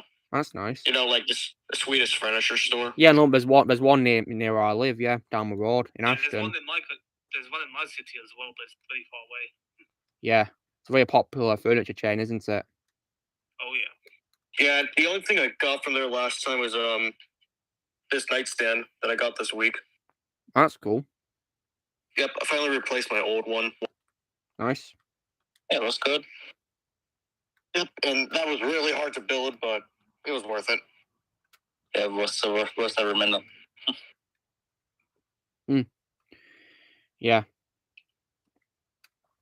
And also, guys, when it comes to weather this week, the heat's been so unbearable for me. I couldn't stand it.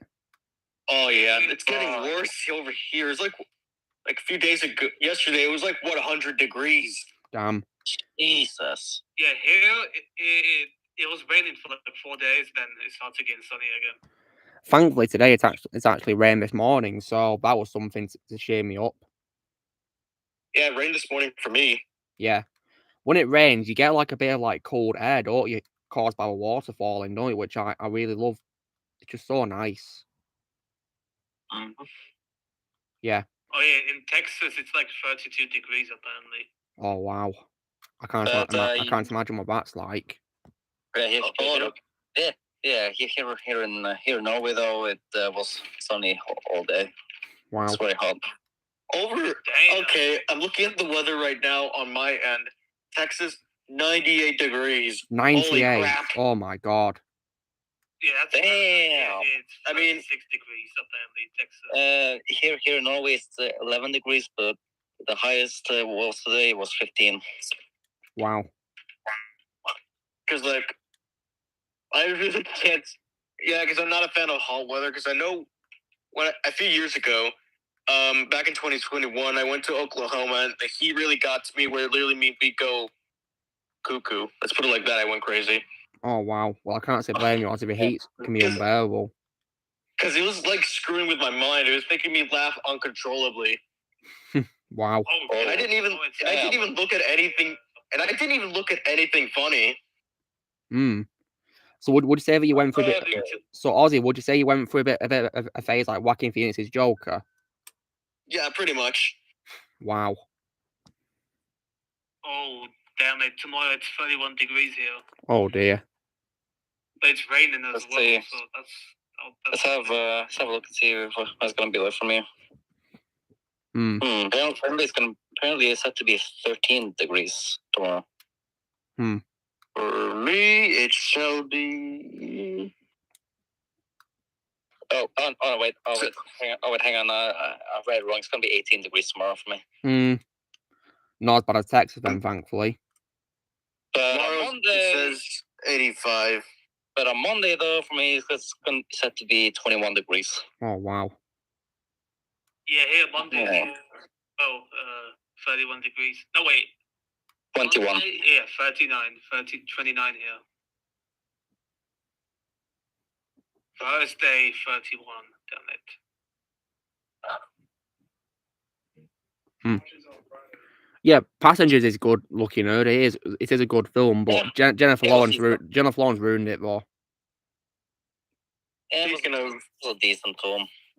Speaking of ruining, this week I saw The Day the Earth Stood Still, and you already know who ruined the movie for me. Jaden Smith, of course. Oh my god, I wanted to I thought he was gonna be in the movie, like, every once in a while, but oh my god, he's in a huge chunk of the movie. I was so close to shutting the movie off multiple times. Yeah, that film as a whole is not really that good. In my opinion, Keanu Reeves is probably the only thing I like the most about it, to be honest. Pretty much. He was pretty much just John Wick before John Wick. Well, at least his design, since, he was wearing the tie and all, without the long hair and the beard. Maybe it was a foreshadowing of things to come. Yep. And that ending, the ending was terrible. Yeah, it didn't make any sense how, the alien called God left the world, but, he shut off all the power. And it ended like that. I have an odd feeling that it tried ripping off E.T.'s ending. Maybe it did, only, of course, this end literally caused a global power cut, didn't it? It did, and also, that ending was not emotional at all, unlike E.T.'s. Yeah, E.T.'s ending is definitely emotional. It was beautiful. Phenomenal, that's why it's an absolute masterpiece. And speaking of Jennifer Lawrence, guys, who I said was the worst part of Passengers, there is no way in hell I'm going to be watching that film she's going to be in called No Hard Feelings. Oh, no.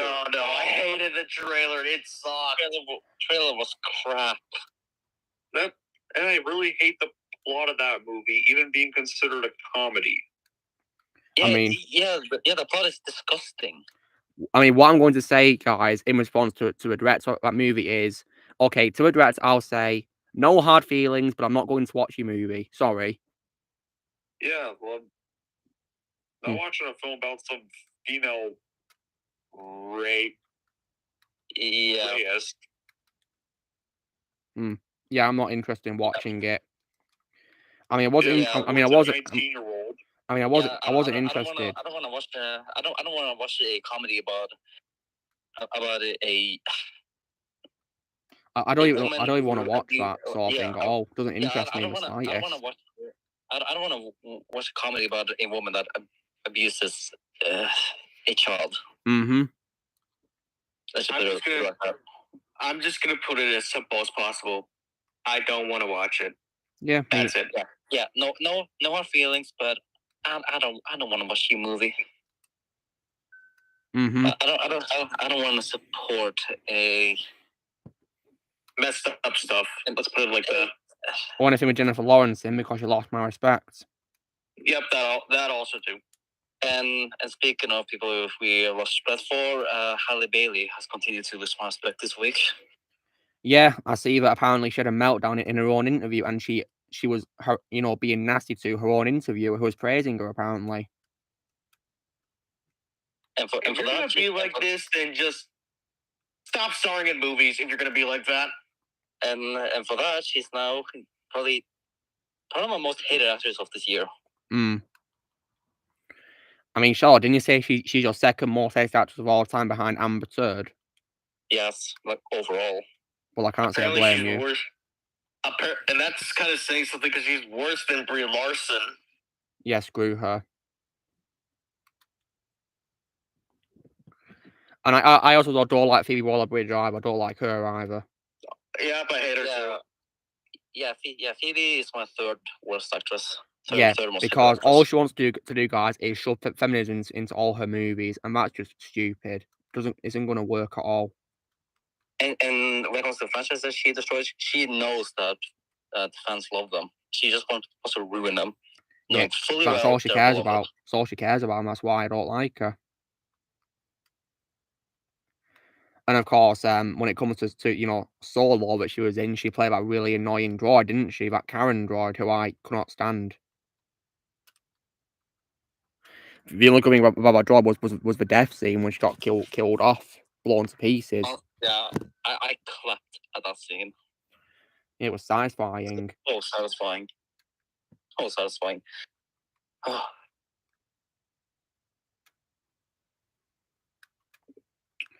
So yeah. So when it comes to games, Ozzy, did we buy any transport Lego Pirates of the Caribbean to Vita? It's the PSP version. All right, so it's backwards compatible, is it? Yeah, it is. And what does it look like on the Vita? Is it like basically that same version, but with like better resolution and loading time or something? Sort of. I mean, to be completely fair, I kind of prefer the 3DS version. I mean, is that because what does it do that's better compared to the Vita and PSP version, Ozzy? I think the graphics are a bit better. Well, that's cool. Although, would you say the best version overall is the console version? Yep. That's great.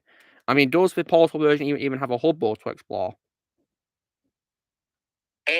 Sort of. Is it one of those really small ones with barely anything there?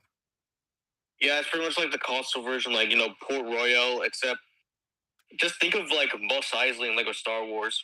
So it's basically like that, is it? Yeah, it's similar to that. But then there's some questionable changes that were made.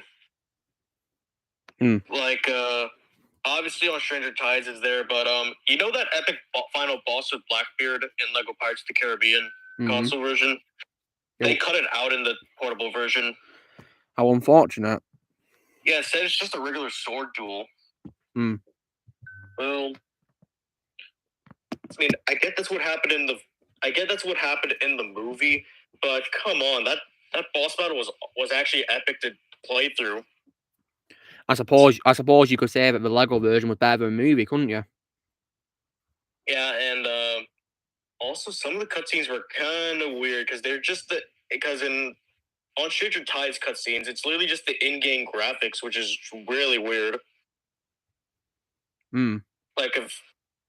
Which I really don't know why they did that. And there's also something kind of weird with one of the character designs, because I know with one of the characters they have Ron Weasley's haircut in the console version, but for some reason in the portable version they gave one of the characters a bowl cut. Like Doc Ock's haircut. That's weird. Good news is Extraction 3 is officially in the works. Is it? Well, thank God for that. I can't wait. Yeah, let me do like a side-by-side comparison, so give me a second for Pirates. Yeah, that'd be great to see, Ozzy. Yeah, just so I can give you a better example of what I'm talking about.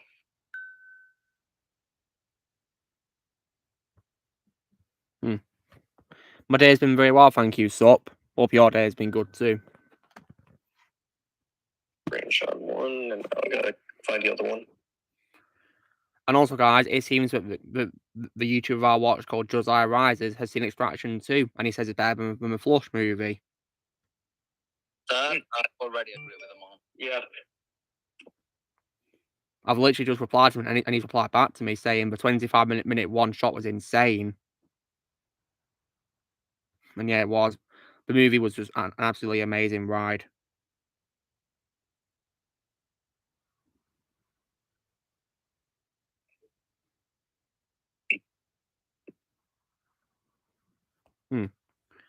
Wait, what's this? Apparently in this Flush movie, Superwoman, she kills 20 humans.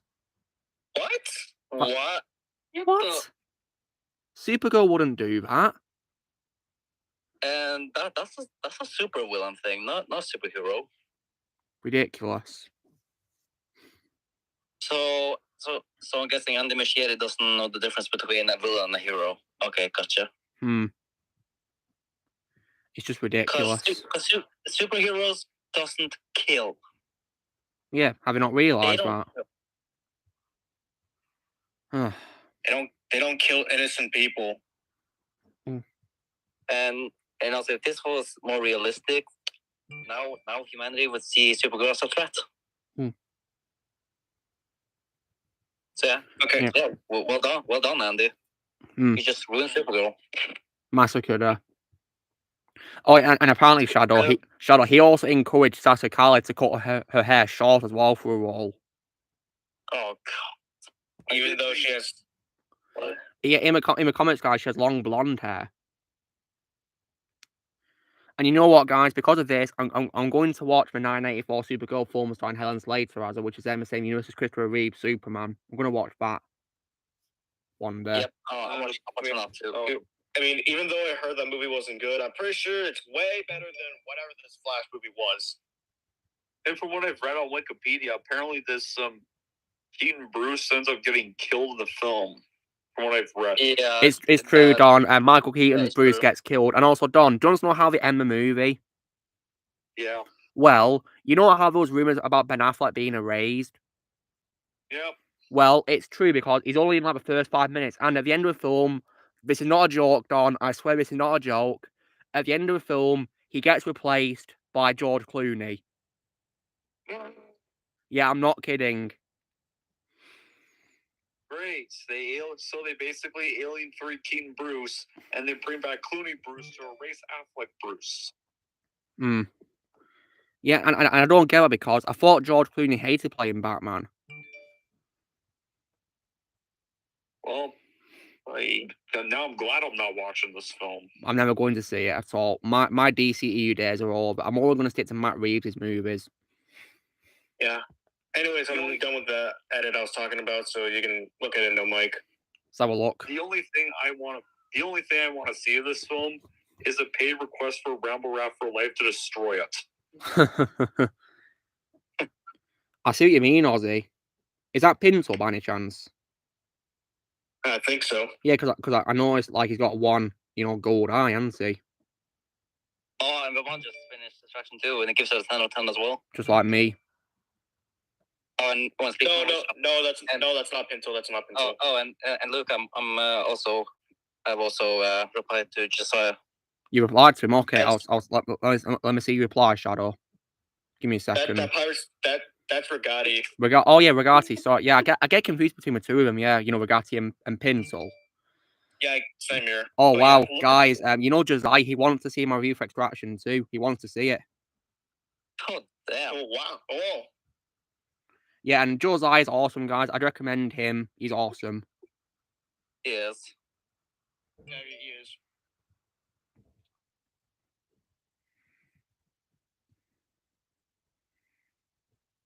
Yeah, Josiah's really nice as well. Really nice. And I love his videos where he shows people slamming wokeness and stuff like that. I love it when he does that. Yeah, you predicted correctly, Darth. Adam West's Batman appeared by a horrendous CGI cameo. Yeah, you predicted correctly. Because in case you're wondering, Don, they have like loads of weird CGI cameos in this film from people who've died. You know that? Wow. Like for example, for example, they have Christopher Reeve's Superman appearing, and also George Reeves's 1951 show Superman, and also Adam West's Batman. And they completely disrespected those actors too. Yeah, by making them have ugly CGI to create them, it's horrible.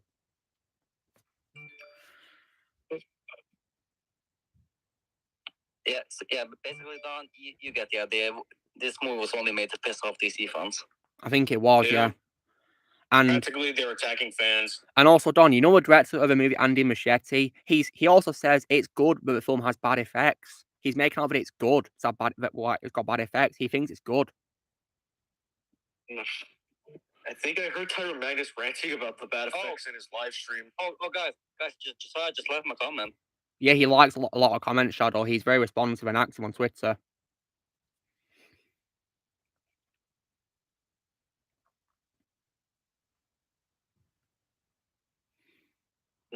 Yeah. Wait, who did Ozzy retweet you? Yeah, he did. I'll retweet you as well. Yeah, that was me that did all the retweets.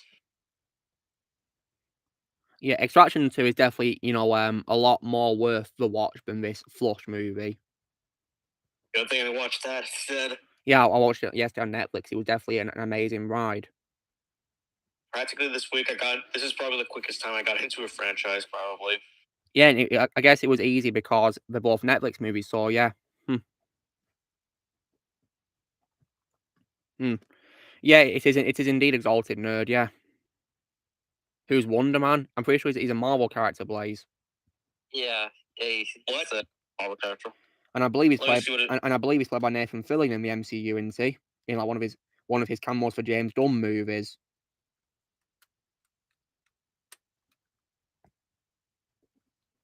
Wait, didn't I see this guy in a Lego game? I feel like I did. Wonder Man, yeah.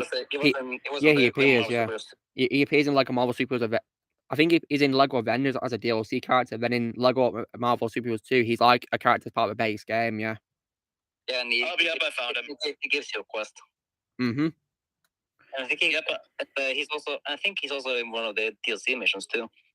Mm-hmm. Yeah, I already found him. Mm-hmm.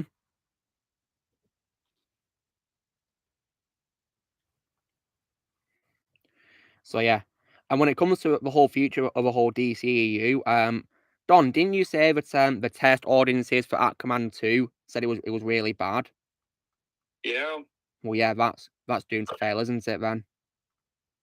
Yep. All I can say is I, of course, refuse to watch that because I'm not watching anything that Amber Turd's in for a single second. Same here. Which sadly does mean that I'm not watching Zombieland. I can totally understand, Ozzy. I'd recommend the sequel. Even though she does get killed off, but I'm not going to watch Zombieland. I think I'll just go to the sequel instead. Yeah, the sequel's good. Honestly, it's better. Honestly, the sequel's better. I mean, thankfully, there's not a person I don't like in that sequel, which I'm happy about. And in my opinion, it's funnier too. Oh, it is really funny. And of course, guys, Woody Harrelson also recently earned more respect as well. Because I think he also slammed Warner as well, didn't he? So yeah, it's just such a nice feeling when people earn respect, isn't it? Oh yeah. Yeah.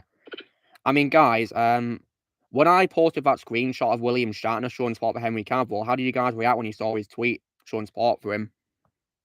Well, when I saw that, I was like, "Oh yeah, thanks a lot, man." And now I want to watch. Now I want to get into Star Trek. Yeah. I was so happy when he did that, and of course, I already like William Shatner a lot because I saw from Ryan Kimmel's videos that William Shatner was slamming woke Star Trek stuff apparently. Yeah. Because he said, of course, that the creator of the franchise, Gene Roddenberry, may it rest in peace, would be rolling in his grave at what's happened to a franchise. Yeah, I've heard a lot of bad stuff happens. Yeah. Thank before, guys, I'm not interested in watching that stuff. I'm all gonna watch, like the original shows and whatever. And, the Picard show as well. Yeah, Picard is gonna be where I end. Yeah, because I heard that Picard's first season had really great reviews, from Gary and Az. So I'll definitely be sure to give it a watch, see what I think of it. And of course, I also want to watch it as well for Patrick Stewart because I have a big soft spot for Patrick Stewart, guys, because I met him. So yeah, there's that too,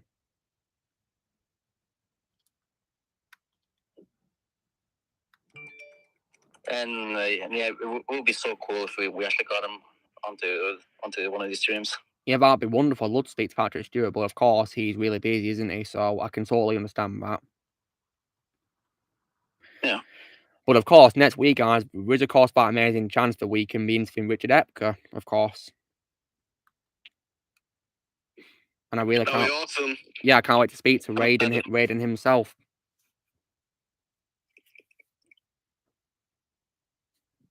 And soon enough, we're probably also gonna hear more about Sean Chandler possibly joining us. Yeah, that'll be possible, but I'll of course be waiting to speak to Jay first, though, because when he came on my comments earlier, guys, I told him about that next time he calls me, I'll need to be announcing the future of my channel because something bad happened a couple of months ago, of course. Yeah. Yeah, which, was very upsetting for me, and, but I'm still only going to use YouTube, I'm only here for my friends, no other reason, to be honest.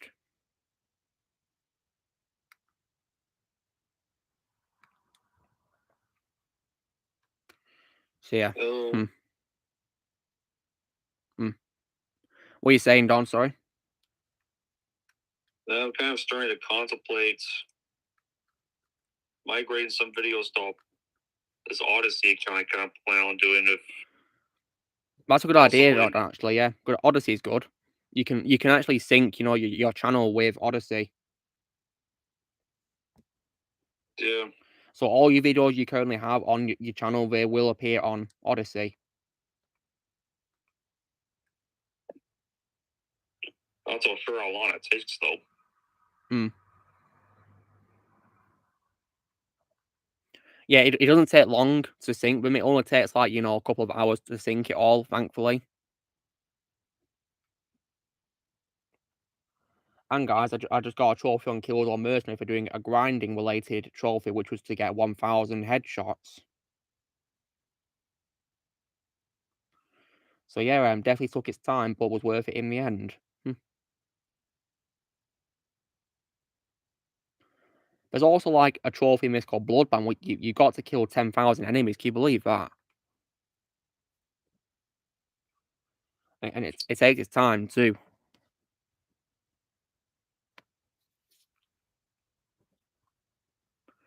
And also, Ozzy, when I see that pitch comparison of of Rigetti there, I can definitely see a big difference in the versions. I don't know why they changed it like that. Yeah, I don't know why they gave him a bowl haircut. Yeah, why not give it the same one as the console version? That's kind of like with a bit similar to what Marion went through in the Lego Indiana Jones DS version. Because you know how the console version, her hair is black? Yeah, it is. For some reason in the DS version, it's brown. Yeah, I don't get that. Was it because of how it's brown in the cover or something? I have no idea. I mean, isn't it black in the actual film, though? You can't really tell. Plus, my Lego Marion figure, the new one that just came out, the hair is black. Well, yeah, it must be officially black then, of course, like it is in the movie. So, yeah.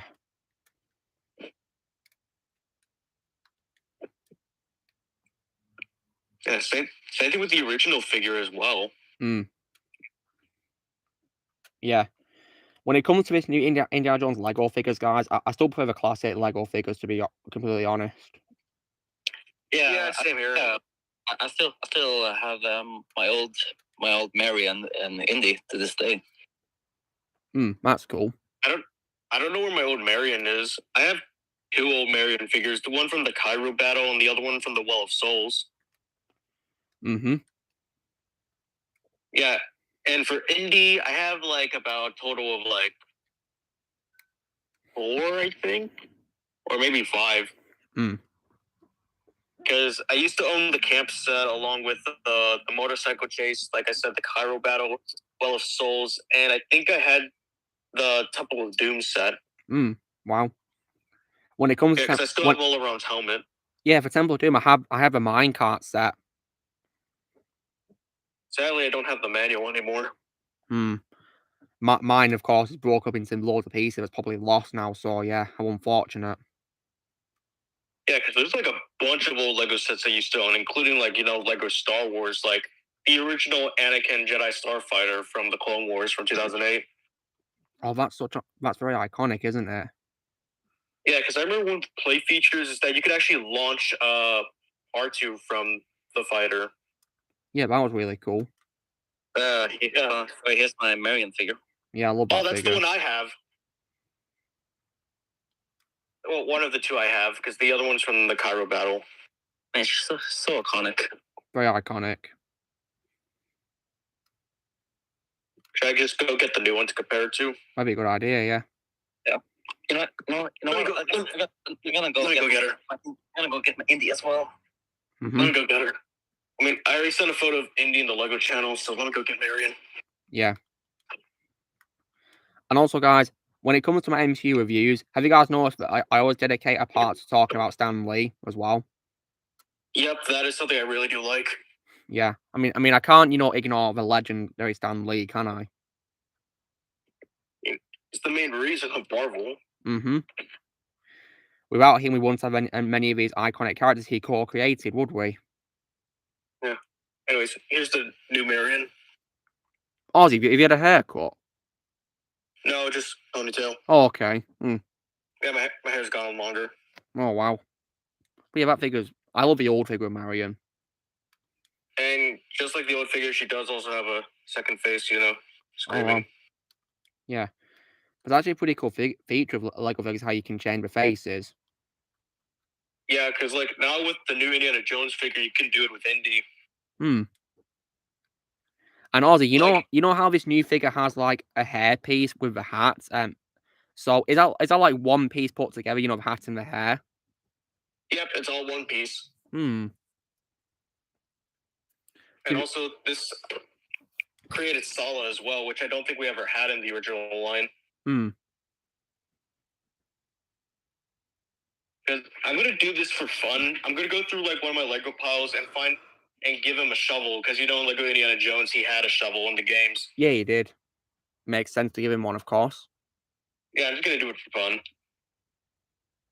Because I feel like what's good about bringing Lego Indiana Jones back is that you can create new figures that we never got in the original toy line. And just give us sets from scenes that weren't made into Lego sets. Like, one idea could be like the Temple of the Grail from Last Crusade. Yeah. And another idea would be like the tank battle from also Last Crusade. Yeah, and also there could be a remake of the Convoy Chase, because the original Convoy Chase set doesn't come with the Ark. It's just some random treasure chest. Yeah, that's weird how they didn't use the actual Ark for that chase. Yeah, because like they put it in the Well of Souls set, so why not this one? I suppose you could use one for Well of Souls in the other set, couldn't you? Yep. And I would compare the old Ark to the new one, but unfortunately the pieces are kind of broken. Oh dear. Yep, because when Lego starts to, age and quality, you know what happens. The pieces start chipping off. Yeah, that's very something unfortunate. I really don't like. That sucks. So sorry to hear that. Yep. But the new Ark is decent, I will say. The only thing is that when you open it, you actually have to take some pieces off, which is kind of annoying.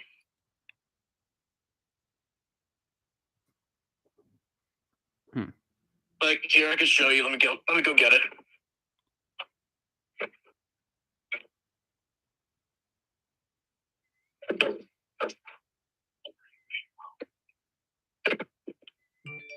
Got it. But yeah, so as I said at the start of the stream, guys, because of what's happening in this horrible Flash movie, it makes me appreciate and respect No Way Home a lot more.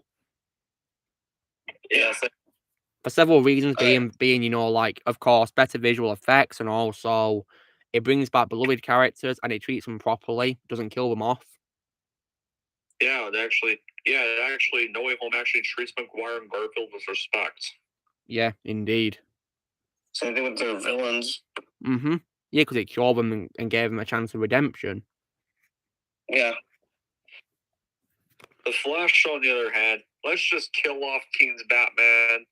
Let's bring back Clooney's Batman. We'll make Supergirl kill a bunch of people. Well, I can confirm that I can confirm in Lego Dimensions 2, guys, that's not going to be the case at all.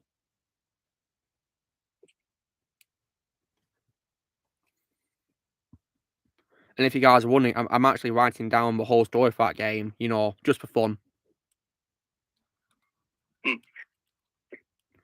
And also, guys, you know how I lost respect for Elizabeth Banks, of course, because of her stupid events with, you know, that Charlie's Angels reboot that she did? Yeah. Well, because of that, in this game, Wildstar would not be a main character at all. She will instead be a non-speaking cameo character because at the start of the game, Lord Vortex starts a new plan, of course, and he doesn't want the main trio being Batman, Gandalf, and Wildstar to intervene, so he kidnaps them before they can intervene. But the good news is, though, guys, is that the character called X-Bow, the robot, voiced by Joel McHale, he's able to rescue Gandalf from Vortex. So Gandalf, of course, is the first one to be rescued. And then eventually they're also able to rescue, you know, the prime Batman of you know, the prime Lego DC universe as well. Sweet. But that's later on because, obviously, guys, the main character of this game will be the animated series Batman. That's great to hear. Mm-hmm. Yeah, that's fantastic. And if you guys were also wondering, before Lord Vortex kidnaps the three heroes, he will recruit villains. And the first villain he will recruit, well, I'll tell you how it plays out. So basically, he plans to build a device known as the Wipeout device, where basically when he activates it, he can choose to wipe out from existence anyone he chooses, and he chooses to wipe out heroes, leaving behind only villains. Wow, that's kind of a messed up plan. It's already dark. Mm-hmm. Well, in this game, the stakes will be higher, and so he also decides that he needs help to do this, of course, to make sure he can take over the multiverse. So he decides to summon villains from many universes he's not discovered yet, and then he will summon a villain who comes behind him. He will then hear something, which I know you guys will be quite familiar with, which is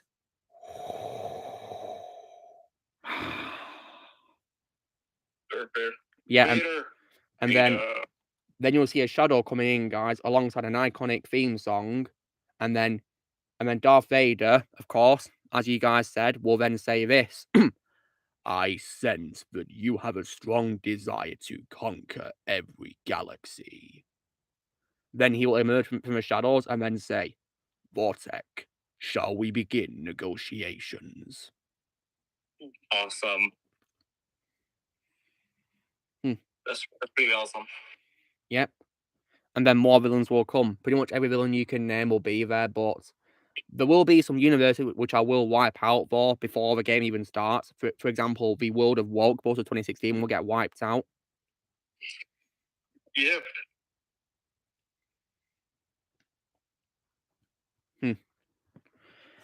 You know, speaking of multiverses as well, I don't know if you saw this, Dom, but on my movies channel in the server, I showed that I put a post up across the Spider-Verse.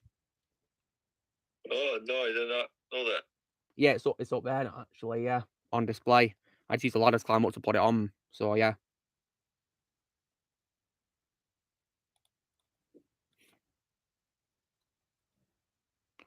And also, when it comes to, of course, Vortex in this game, guys, he will be more deadly because he's also learned how to summon characters from different timelines. So when they get defeated, he can simply summon a past version of them to work for him. Mm. Because he can use his portals to open up different timelines, basically, and summon villains before they were defeated.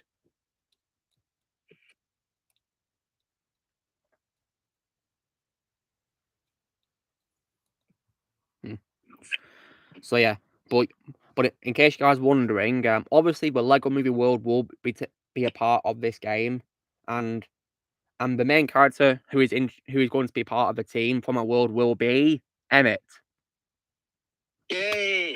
Well, should have been like that to begin with in the first game, not Wild Style. I mean,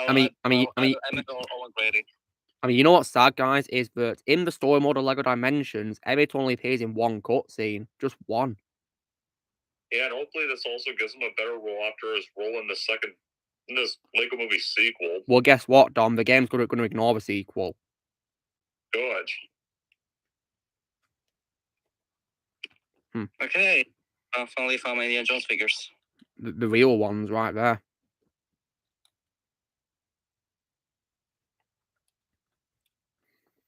Yeah, these figures are just so iconic to me. Very iconic. In that case, give me a second. Ow. Here we are.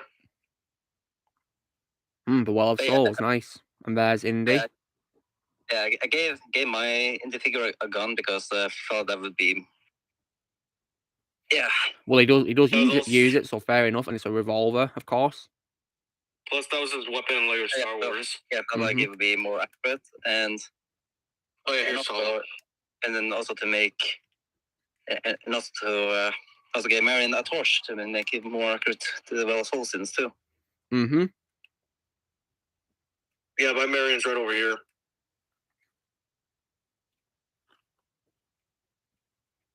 And then there's the new Indy. Nice.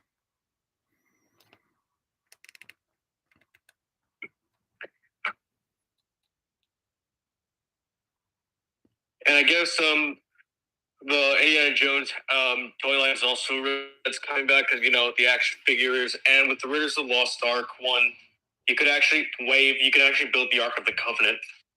Yeah, you can, yeah. Because they're doing like figures from that movie, aren't they? And you can build the art with it, can't you? Yeah. Plus, did you see the Toad figure? Because you could swap his head with his face melting, and that's pretty dark for Hasbro standards. Yeah, it is pretty dark. Yeah, goodness me. I mean, when it comes to Hasbro, guys, I did see a figure of Zombie Iron Man War today. Yeah. But I didn't get it, guys, because it's from a What If show. Yeah, I still know about, Zombie Cap that I encountered very few times. It really didn't help that I also saw Zombie Cap masks too. But then again, guys, I personally hated the Zombie What If episode. I hated it. I think that's the second worst episode after Party Thor.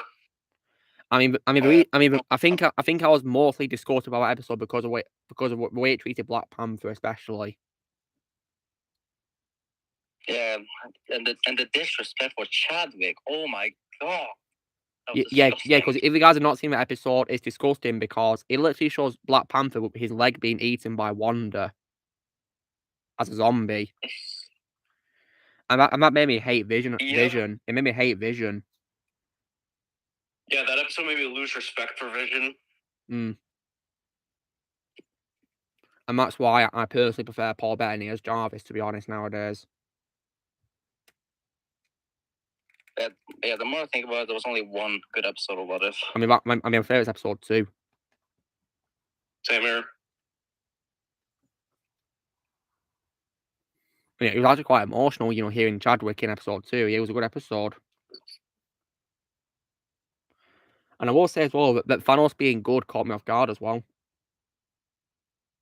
Very off guard for me. But sadly, guys, I think wasn't I the only one which Josh Brolin voiced Thanos in? Yep.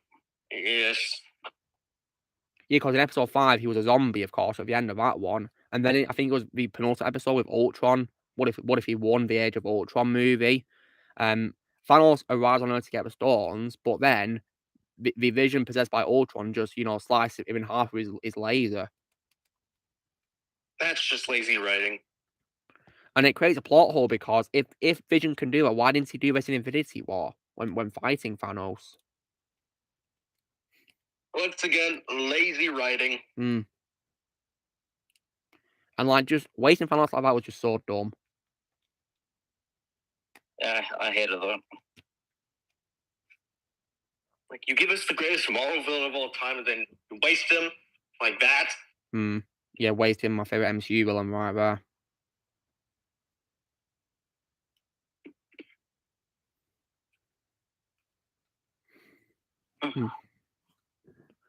And when it comes to how some of the MCU's live action cast didn't come out to reprise their roles, when it comes to nowadays, well, I am kind of glad that Pierce Evans didn't come out to voice Cap, to be honest.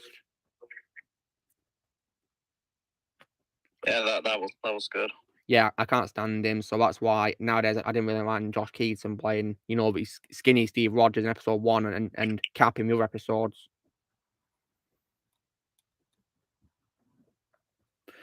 Obviously, though, guys, my favorite role of Josh is Spider-Man, though. Same here. Yeah. Don, when you saw Across the Spider-Verse, how did you react when the Spectacular Spider-Man from that 2008 show appeared in a cameo? From the 1989 show? No, the 2008 show. Oh, I never saw the 2008 show, but he's the one that comes up to Miles and says, we know it's hard, but it's the truth, Miles. Oh, I never saw that show, but I definitely remember like that we had the PS4 cameo and I clapped. Cameo and the finger pointing scene, but yeah, I clapped at the PS4 cameo, and Spectacular. And because of that cameo, guys, I really hope they renew Spectacular Spider-Man for more seasons now. I really do. Yeah, that shows that Josh Keaton still got it. Yeah, he does, because despite being in his 40s, he still got it. And of course, and of course, guys, if you guys would ask me if I'd like to interview you, Josh, I would definitely love to, because he's really nice, Josh Keaton, really nice. And guys, I've decided that after I've seen Love and Death that stars Elizabeth Olsen, I think I'm actually gonna watch the Spectacular Spider-Man show. Yeah, good idea. It's a great show.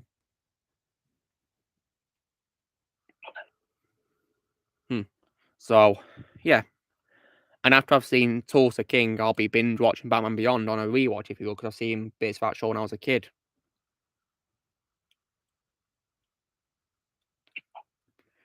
The episode of that show I remember the most one is probably the one with the future Justice League.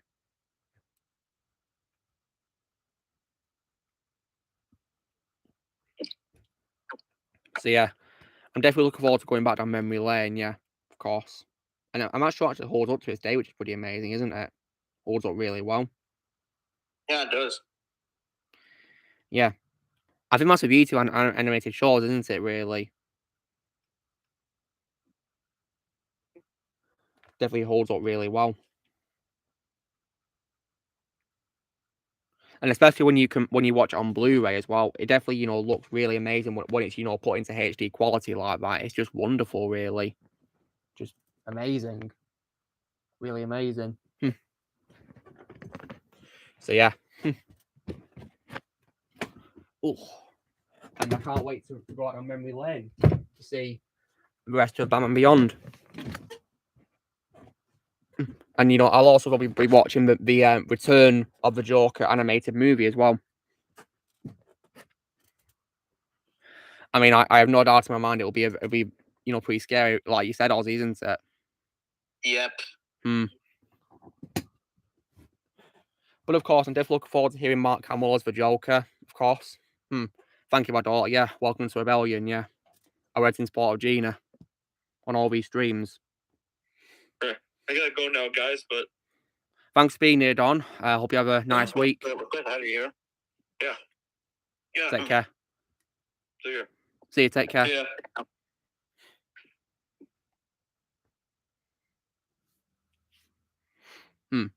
So yeah, when it comes to across the Spider-Verse, guys, apart from mostly cameos, did you guys share any other scenes? I think maybe the reused footage of Tobey and Andrew, maybe. Yeah, that was nice to see. I wish that was great. I wish they made proper cameo as well. Yeah, I mean, if they did, then I think that would have been. I would have loved the Tobey Maguire. Yeah, had a voice cameo. Because and Andrew. Because if that happened for Andrew, then I think that would have been his very first time voice acting. Yeah, I think it would have been, because I don't think I've seen him do any voice work, have I, really, to be honest? I mean, I don't think he's done any voice work, has he? Yeah, the only actors that come to mind that haven't... The only actors I could think of that come to mind that haven't done voice acting are both Andrew and Tom Cruise. Yeah, I don't think Tom's done any voice acting, has he? Yeah, because I think he kind of just prefers to be in front of the camera, I think. Yeah. Has Patrick Wilson ever done any voice acting, guys? Patrick Wilson? I don't know. And also Denzel Washington as well. Has he done voice acting? I don't think Denzel has. You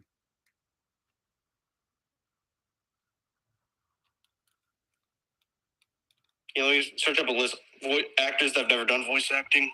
And Andrew Garfield hasn't done voice acting. Let's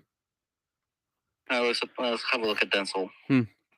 I know that some people have done like maybe one unique voice role, like for example, you know, Harrison Ford. Aside from reprising his role as Han Solo in some stuff, which was voice acting, his first voice acting role was Rooster a Dog in Secret Life of Pets 2. And in my opinion, he was the best part of an animated movie. Because I'm personally not a fan of that movie at all. Secret Life of Pets 2. The only thing I like about it was Harrison Ford. Yeah, it does actually look like Denzel has actually done some voice acting, but that's only like some children's shows. Children's shows? Oh, wow. But yeah, Denzel's also a legend as well, and he also earned my respect as well for slamming Waters as well. Oh yeah. Now let's have a look at Patrick Wilson. Don't find anything for him. The only voice I know he did was his voice cameo in Batman vs Superman. Yeah, I think he was president, didn't he? Yeah.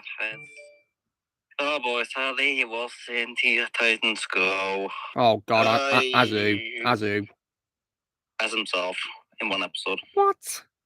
Why would you have him wasting his time as himself in an episode? Yeah, that's just ridiculous. And it's the same one where they got Zack Snyder as well. Oh god.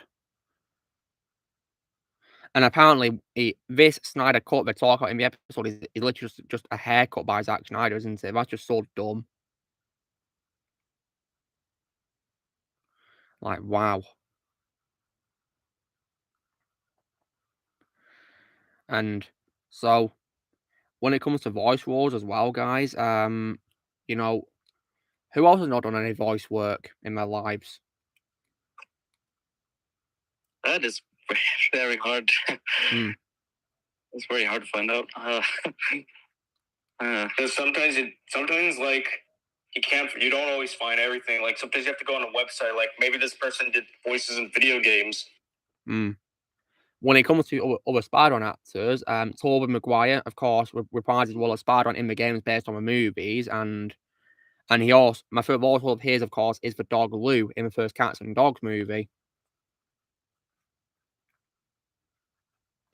And when it comes to Tom Holland, he voiced Spider-Man in like some like Spider-Man, you know, virtual reality game or something, I think it was, and my favourite voice of his, of course, is probably his voice of Walter Beckett in Spies in Disguise. But I do notice that Gina, that your favorite actress Gina Carano, hasn't done much voice acting. Well, when I look at what she's been in, she did voice her Fast and Furious character Riley in a game based on that Fast and Furious Showdown. Guess that's cool. Yeah, it would be nice to see Gina doing more voice acting. Well, I think she'd be a star.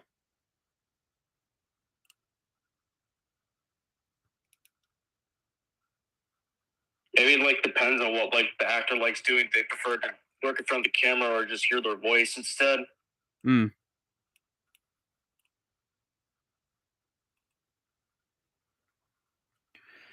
And what else? What else? Elijah Wood from Tron Uprising. Well, I've not seen much show yet. So far, my favourite voice of Elijah Wood is Mumble in the first Happy Feet movie.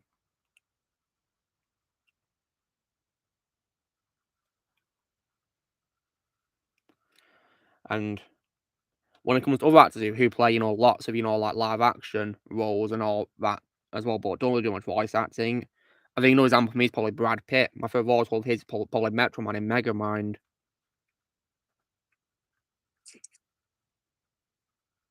Well, I just thought of it. Another actor that doesn't do that much voice acting, Jim Carrey. Yeah, he's not done that much, has he? I mean, my favourite voice of his, of course, is Scrooge in Christmas Carol. Yeah, same here. Mm-hmm. And even though I'm not really a fan of Horton Hears a Who, guys, I think it may be one of the few redeeming qualities of that movie as Horton, to be completely honest. But some of them are good, to be honest. Yeah, I agree with overrated. Overrated. I think it's Blue Sky's most overrated movie. Yeah, I'm not really a fan of it. Although, in my opinion, the worst movie I've seen so far is Ice Age 5, though. Thank God I refuse to watch that. You've not seen Ice Age 5, or you doing the right thing? Never will, because from Ice Age, I've only seen 5 out of the 6 movies. Well, you guys already knew that from last year. Yep. Yeah, you have it, though. I don't think Michael Fassbender has done much voice acting, has he? And I think I found another one, which is Anthony Mackie. Yeah, he's not done much, has he? I can't see a single animated movie. It's done or video game or anything like that. I don't think he has ever done voice acting. There's another actor that comes to mind that doesn't do well. He's only done voice acting once. Is Mark Wahlberg. And unfortunately, his only unfortunately his only voice role was a bad role because his character in Scoob was very unlikable. He was so annoying. Yeah, sad to say. I think it's his worst role. Yeah, to be honest, I'm surprised that he hasn't done voice acting sooner because I thought he would have been part of Family Guy since he's friends with Seth MacFarlane. Yeah, I thought he would be part of that, but unfortunately not. I mean, I wouldn't mind if he did like a guest appearance in that show. That'd be pretty cool, actually. Yeah, but so far he never did. Yeah. And with a future Family Guy voice, probably best if he doesn't, because what if, Disney ruined him and all that? Fox ruined him. That. Yeah, and I'm completely done with Family Guy now. I'm not gonna watch another episode. I mean, Shadow, would you say that, after seeing what's happened recently, that you don't want to see anymore? And I'm just done. There's just running out of ideas. That jokes aren't funny anymore. I mean, because you said to us that you've been watching stuff, so we don't have to when it comes to Family Guy and Simpsons. So would you say, based on all this recent stuff you've watched, that you don't want to see anymore? Yeah. I mean, let's be real. But in my opinion, though, Family Guy is doing much better than Simpsons. Because a lot more tolerable. Let's kind of be real. I think before Disney even got their hands on Fox, Family Guy and Simpsons were kind of going downhill anyways. I said kind of, not fully. I mean, The Simpsons has been known to be downgrading a lot long before Disney took over, so yeah, been known for that. I mean, all that Disney's using them now is just for advertisements. Like, seriously? I know that apparently they did like some sort of like short in which Loki meets The Simpsons for some reason. I saw that one. I saw that one too. And what was that like? It was terrible. It wasn't. It's literally just more advertisements. I know they got Tom Hiddleston back as Loki for it. That was the only good thing. That was the only good thing that episode. Yeah, that's the only good one because literally, it's literally just advertisements, just for Disney to flex that they own Marvel and pretty much everything. Same thing with that Disney Plus anniversary thing, which was pretty stupid. Well, I'll be checking out, you know, the old G.I. Joe stuff in the future. Because, like, and from what I remember, the Disney Plus anniversary short, from what I remember, it's just a bunch of Disney characters, along with Marvel, Star Wars, and Fox characters going to a bar getting drunk. You know, Moe's Tavern. Yeah, Moe's Tavern. I think I saw that one as well. I really, you know, guys, I really miss those days where, you know, these animated sitcoms could make jokes and no one would get offended by it. I miss those days. It's just ridiculous, really. It's just people are too sensitive nowadays. That's like the main problem. Just like one little joke that's like not meant to harm anybody, you get canceled immediately. Indeed, yeah, ridiculous. So stupid. And when it comes to the whole controversy about, you know, the Cleveland recasting, even Tyrone Magnus, who is of course a person of color because he's black, you know, he was against the change and all. He wasn't happy about it. So yeah, it just shows you how stupid cancel culture can be. Yep. You know, I do prefer the recasting in Family Guy over Simpsons because Carl's new voice actor absolutely sucks. I can imagine.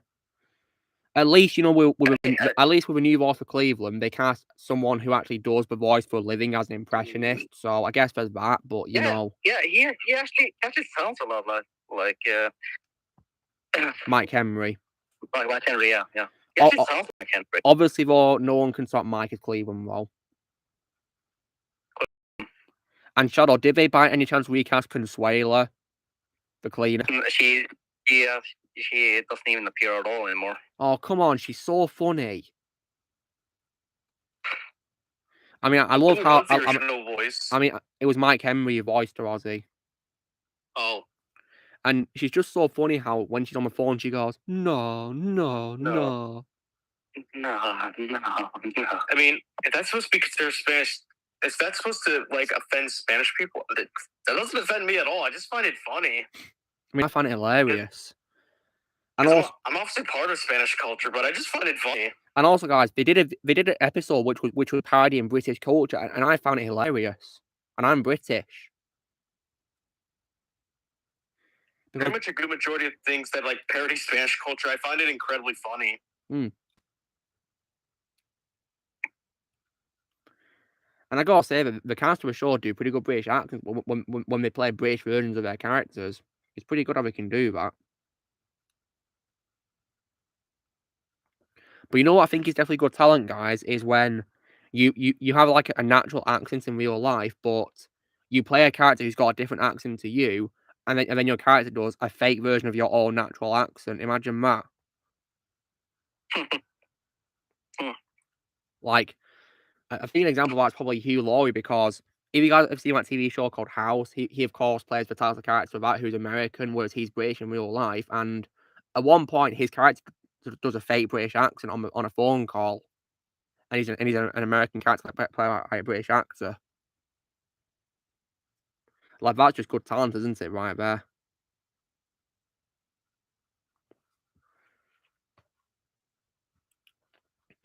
And indeed, but all, yeah, people are too sensitive nowadays. It's actually really annoying. Yeah, it gets on my nerves.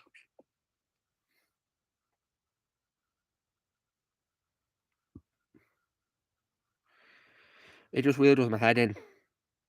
So it looks like Blair's Light About My Father, so I'm probably going to give it a watch one day. I'll watch it for Robert. Yeah. Well, yeah, I'm so happy that they're doing a third Extraction movie, though. I can't wait for it. He's just giving me that movie right now. Yeah, please.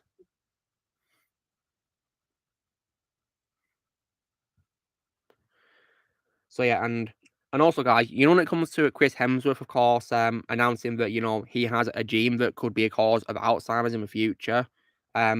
he confirmed in one of his, videos where he's, reading people's comments on whatever, answering questions, but some of these reports were fake apparently about it. So yeah, he's just using his time to stay healthy nowadays apparently. That's good. Yeah, and I love seeing his posts on Instagram as well. It really cheers me up nowadays.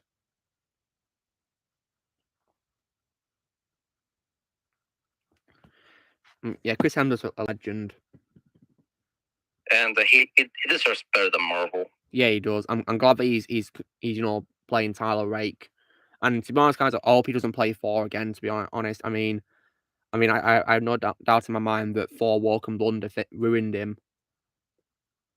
And also, you can confirm that. I'm still traumatized by that movie. Yeah. Ozzy, you think scars still haven't healed. Ozzy, you think it's the worst super movie, Marvel superhero film of all time, don't you? Worst superhero movie, period. That's all I could say. Wowza. Worst superhero movie ever. Seriously, worse than Van Forstick, worse than Ballet and Slobin, and get this, worse than Eternals. I might definitely saying something. Yeah, because I flat out despise that movie.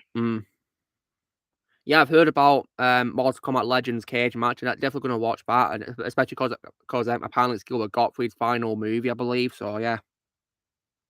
Now I'm definitely gonna watch that film. Yeah, rest in peace, Gilbert. So, but gotta watch the other Mortal Kombat movies first. Yeah, they are good. The Legends movies are really good. And I will say as well, my favorite role of Gilbert always will be Iago from Aladdin. He's just so funny. Yeah, he's hilarious. I just love his voice as him. And I think his voice is very unique and iconic as well. Because of how high pitched it is and whatever. It's very iconic. I actually didn't think that was his real voice, to be honest. Because Gilbert Gottfried actually makes a guest appearance in Angry Video Game Nerd. Oh really? Wow, that's cool. Yeah, he's literally using Iago's voice throughout the episode, and it's pretty much just Iago swearing. Oh wow. And when he was interacting with Angry Video Game Nerd, how was he, Ozzy? Funny. And was he nice as well? Yeah, because there's also a blooper at the end when, James, the nerd himself, is trying not to laugh, but he laughs anyways. Your dad is a moron. Yeah, it's a problem with child too, isn't it? He was also in the 2012 Teenage Mutant Ninja Turtles show. Oh, was he? That's cool. Yeah, he makes the Megan Fox joke, which is really funny. Satisfying too, nowadays, because I lost respect for her. Yep. Yeah, goddamn vampire. And also, guys, I can't believe she has a camera appearance in Diablo 4 when your character dies. Like, what the hell are you thinking? Like, are they trying to rip off the Arkham video game death scenes or something? It's not working. But not on me. Yeah, it's just stupid, isn't it? Yeah, thank God I'm not interested in the game anyways. Yeah, I'm not really interested in that sort of game, guys, to be honest. I don't really play, those top-down games that much, really. The only overhead... I think that the proper term is overhead viewers, but the only ones I do is mostly for Zelda. Well, at least the older Zelda games. Well, if overhead players like Ozzy, good for them, but for me personally, I'm not really a fan of those, top-down games, really. The only one I've played is Hong Kong Massacre so far. And I guess GTA Chinatown Wars can count as well, right? Yeah, technically that does count. That was a great game, which I played on Nintendo DS. It was actually a great game, yeah. I installed it on my iPad. And what do you think when you play it, Ozzy? Pretty good. Yeah, it's a really great game, yeah. A lot of fun to play. I think it's on Vita, isn't it? Backwards compatible, isn't it? Because it used on PSP, didn't it? I think so. That unfortunately means no trophies, doesn't it? Yeah, it does. But what I think is weird is, they remaster, PS2 games for PS3, don't we? Sometimes, I think Crash Bandicoot didn't they remaster that for later generations, right? Yeah, for PS4 and Xbox. Yeah, and did we give them trophies and achievements and whatever? Yeah, they did. Yeah, so like, why couldn't we give it to like from PSP to PS Vita games? Really, they could have done that too. I don't know. I mean, that would it'll probably make playing it a lot more fun if you achieve something, of course. And I think when we ported the first two God of War games to PS3 and to Vita, they of course added trophies too, because I got trophies on the Vita version of the first two games. But I will say the first two games did have some moments where I rage quit though, sadly. Yeah, it's probably because of boss battles. That was if I remember correctly.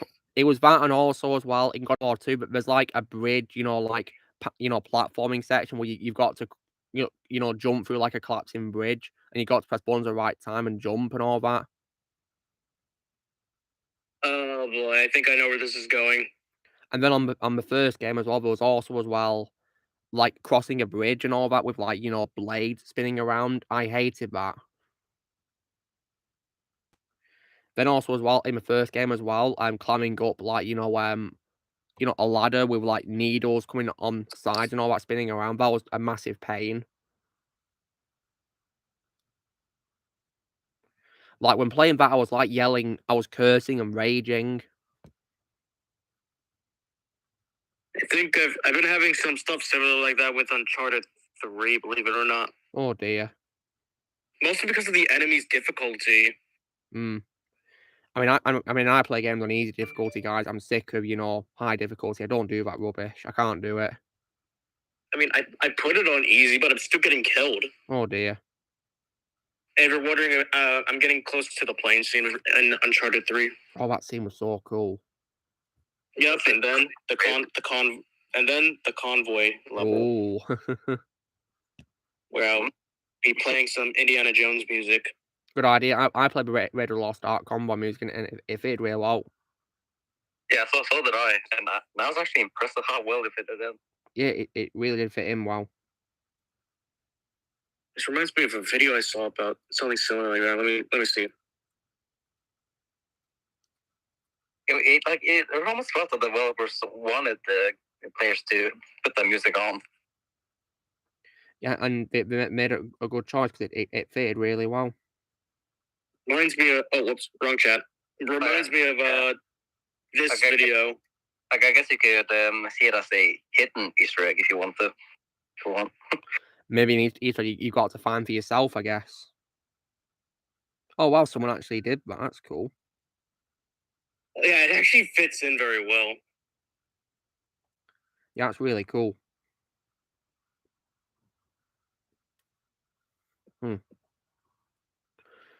Yeah, that's a great theme at all. I love the X-Men theme.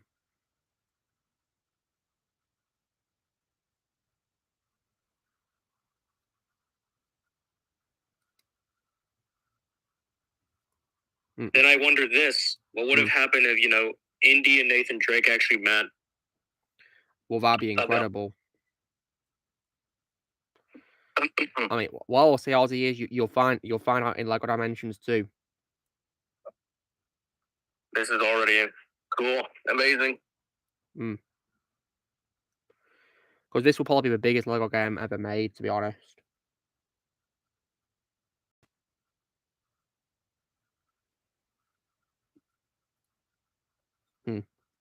When it comes to LEGO games, I'll be reading in this LEGO Marathon, guys. There will be so much I'm never going to play, being LEGO Worlds and and also LEGO Movie 2. I refuse to play those. You're saving yourself a lot of pain by not playing LEGO Movie 2. Yeah, I can already tell. And of course, guys, I'm also not interested in playing LEGO Brawls either, to be honest. Like, what the hell is that as well? Seriously.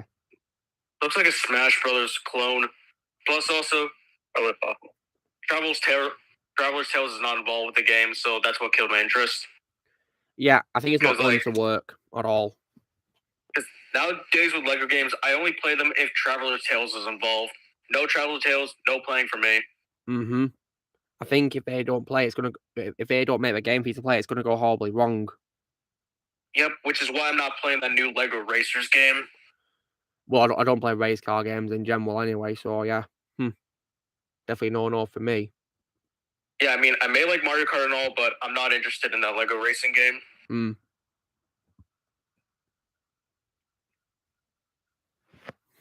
Wait, well, actually, come to think of it, Mario Kart's the only racing franchise I actually like. Is the only one I actually mostly play and like the most. Well, I can see why, because that's your favorite game franchise, isn't it, Ozzy? Yeah. Because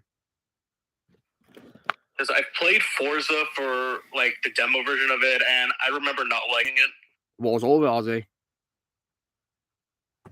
It just didn't really grab my interest. It's just your basic racing game with like very little changes. Yeah.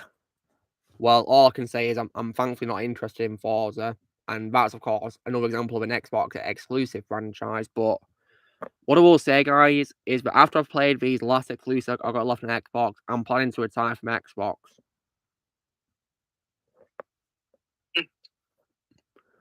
Because yeah, I've played the exclusives, to be honest, but I've wanted to play, and I feel like I'm starting to have enough now, to be honest. I'm just gonna stick with my Xbox for backwards compatibility. I mean, I'm gonna keep the exclusives, of course, by all means, but yeah, when it comes to playing, like which are multi-console on that, games like that, I'm gonna play them on PS4 instead, to be honest. Because yeah, I feel like I've had enough, really, to be honest. And there's also a bit of a drawback I do have with Xbox compared to PlayStation, being that games take way longer to install compared to PS4. Yeah, that is a real pain. Because with Xbox One, it takes like several hours to install for many of them, especially ones which have lots of gigabytes of storage on them. Whereas for PS4, not long. No, it only takes like a few minutes, and you're done. I remember one time I don't remember what game it was. I was trying to install a game on my Xbox, and I had to leave the console on overnight. Oh, wow, that sucks. It took me nearly a whole day to install, Halo 5 and Halo Infinite, as well as, Gears 4 and 5 as well. It took me a very long time to install those. Jesus. Yeah. The Gears games were worth it in the end, though, but the Halo ones, not so much. Because Halo 5 is my least favourite Halo game, guys, and Halo Infinite, in my opinion, is just decent at best.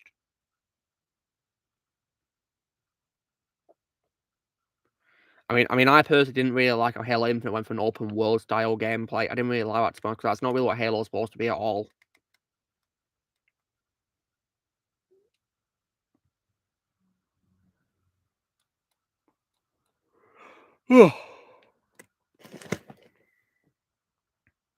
And while we've got 8 minutes left, this stream's gone pretty fast, hasn't it? Yeah. It's been fun, though. Yeah, but I thought Nathan Fillion would have definitely been a perfect choice for live-action Green Lantern, Hal Jordan, wouldn't he? He's who I wanted to play Hal Jordan. But we sadly never get in that. The sad news is that he's already in the DCU, of course, as of course, the Detachable Kid, isn't he, as he's called. So, yeah. Now I'm remembering the sad thing is that the very first DC movie I saw in theaters is Green Lantern. Oh, wow. Oh. I mean, mine was Superman Returns. For a sec, yeah, I forgot for a brief second that I thought Dark Knight Rises was my first DC movie, and nowadays, I really wish it was. Yeah, because I'm not really a fan of the Green Lantern movie, to be honest. Neither am I. Wait, what did I miss? It's a boring mess. Blaze, we were talking about how... What did I miss? We were talking about how I'm planning to retire from Xbox, Blaze, and also how Nathan Fillion would have been a perfect casting as Hal Jordan in live-action DC. And Ozzy just said that his first DC movie he saw in the cinema was a Green Lantern movie with Ryan Reynolds. Oh, no. Sad but true. I mean, what I didn't like about that film, of course, was obviously, of course, the CGI suit for Hal Jordan. Oh, God. And also... those stupid CGI eyes. Yeah. And also, as well, I personally didn't like the villain, Hector Hammond, mainly because he screamed too much. God, it was so annoying. And I also felt that Carol Ferris was also really bland as well, in my opinion. But on a plus side, though, guys, but on a plus side, though, that film is how Ryan Reynolds and Blake Lively met, but after that got married and had kids. So yeah, that's the bright side of it. I think my first DC movie was Man of Steel. What we saw at the cinema, Blaze? Yeah. That's cool. I saw it at the cinema as well. Blaze, look, I'm so jealous right now of you guys. I mean, Shadow, what was your first DC film you saw at the cinema? I think my first one was sadly Suicide Squad. Oh, 2016 one. Oh dear. Yep. Oh no. And did you by any chance not like it when you first saw it for the first time, Shadow? I thought it was alright. Would you say that opinions change all the time, of course? Yeah. I mean, now thanks to who James Gunn is as a person nowadays, I don't know what I think of. I don't know what I think of. It's just like 2016, if I like it more or something like that, you know. Actually, no, I still think it's somewhat decent. I mean, I would rather watch it over Justice League and The Flush. The Flush. Yeah. I actually have an odd feeling that The Flush is way worse than Justice League. I mean, you could say in terms of story because it's very convoluted, but then again, though, the cast and crew weren't really abused, were they, by the director, were they? But as far as we know. And it was in The Flush, it stars an actor we all despise. Was a most hated actor, so yeah. And the director we now hate too. I mean, obviously, guys, I can't rank it because I've never seen it and never will see it. But if I would rank it, I'd probably put it at the bottom of the ranking, the worst one. Me too. Yeah. Because at least in Justice League, even though Batfleck was a rip-off of Iron Man, at least he had lots of screen time, didn't he? Whereas, of course, he's only in about 5 minutes and then gets wired up for existence, then gets replaced by Clooney. Yeah. So yeah, how unfortunate. And at least, so anyone seen gameplay for Assassin's Creed? And at least Henry Cavill was in Justice League. Indeed, yeah. Apart from, of course, having awful CGI on his face to hide his mustache. but I think it's safe to say, well, guys, but I think the CGI in the Flush is now the worst CGI in the DCU now. Worse than his mustache CGI, in my opinion. Mainly because of how it was disrespectful to the actors who died who appeared in it by ugly CGI cameos. Yep. So and like, how it continues to be disrespectful to Zack Snyder and even now Tim Burton. Yeah, Tim Burton disrespected because they brought back a massacre Michael Keaton's Batman, didn't they? Yep, and they literally had to put in Nicolas Cage's Superman. Yeah, which is just ridiculous. And apparently, Ozzy, they also used ugly CGI on Nicolas Cage to de-age him as well. I saw it, and it looked like crap. And honestly, guys, I feel like Nicolas Cage's cameo Superman is I kind of want to see that as a middle finger to Tim Burton. I think it is, sadly. Yeah, as far as I know about Dollar, Christian Bale dodged a bullet by not appearing in a movie. And so did Grant Gustin as well. Well, did the right thing. At least for Superman Lives, I actually did find some concept art drawings that Tim Burton actually made that I showed Shadow earlier. And that was actually pretty good. Actually, here I'll post in the link chat. And apparently as well, despite there you go. And despite his cameo as well, guys, Nick Cage apparently didn't even have any dialogue either in his cameo, apparently. So what was the point of having no in there then? Indeed. I posted the thing in the note to like chat. Yeah, I just noticed, yeah. The Brainiac's design is creepy. Yeah, it is. In fact, the way they're drawing reminds me of Corpse Bride animation or the Night Before Christmas animation a little bit. Just like, drawings. Then again, this is Tim Burton we're talking about. Yeah, exactly. So yeah, it's similar, isn't it? Last minute of a stream, yeah. To be honest, I think that's my favorite art style in general. It is pretty great, yeah. I actually thought that was a Coraline at first. Yeah, it reminds me of Coraline too a little bit. Then again, that's why I was director Night Before Christmas, Henry Selick. So yeah, similarities, eh? Yeah, so it's been a great stream tonight. Thankfully, you know how much trouble I have with guys, apart from that spammer earlier about Call of Duty. Yeah. So yeah. But it's been a great stream. Yeah, good luck to you as well, about Dorlet. And yeah, it's been a lot of fun. So yeah. So guys, that's the end of the stream, 3 hours. So yeah, thank you so much for tuning in, and I will see you all next week for next episode of Let's Chat Live. So you know the drill, guys. Be sure to give this video a like. Also, be sure to, as well in the comments what you guys thought of tonight's stream if you you tuned in to see it, and please go subscribe to special guests and go to Luma's part of their channels. Also, be sure to join Team Prime by pressing subscribe and videos in the future. If you like to remember, you can press on YouTube or subscription, and we will see you all later. Right, take care, guys. See ya. Stay tuned for next week. See you next week. Stay tuned.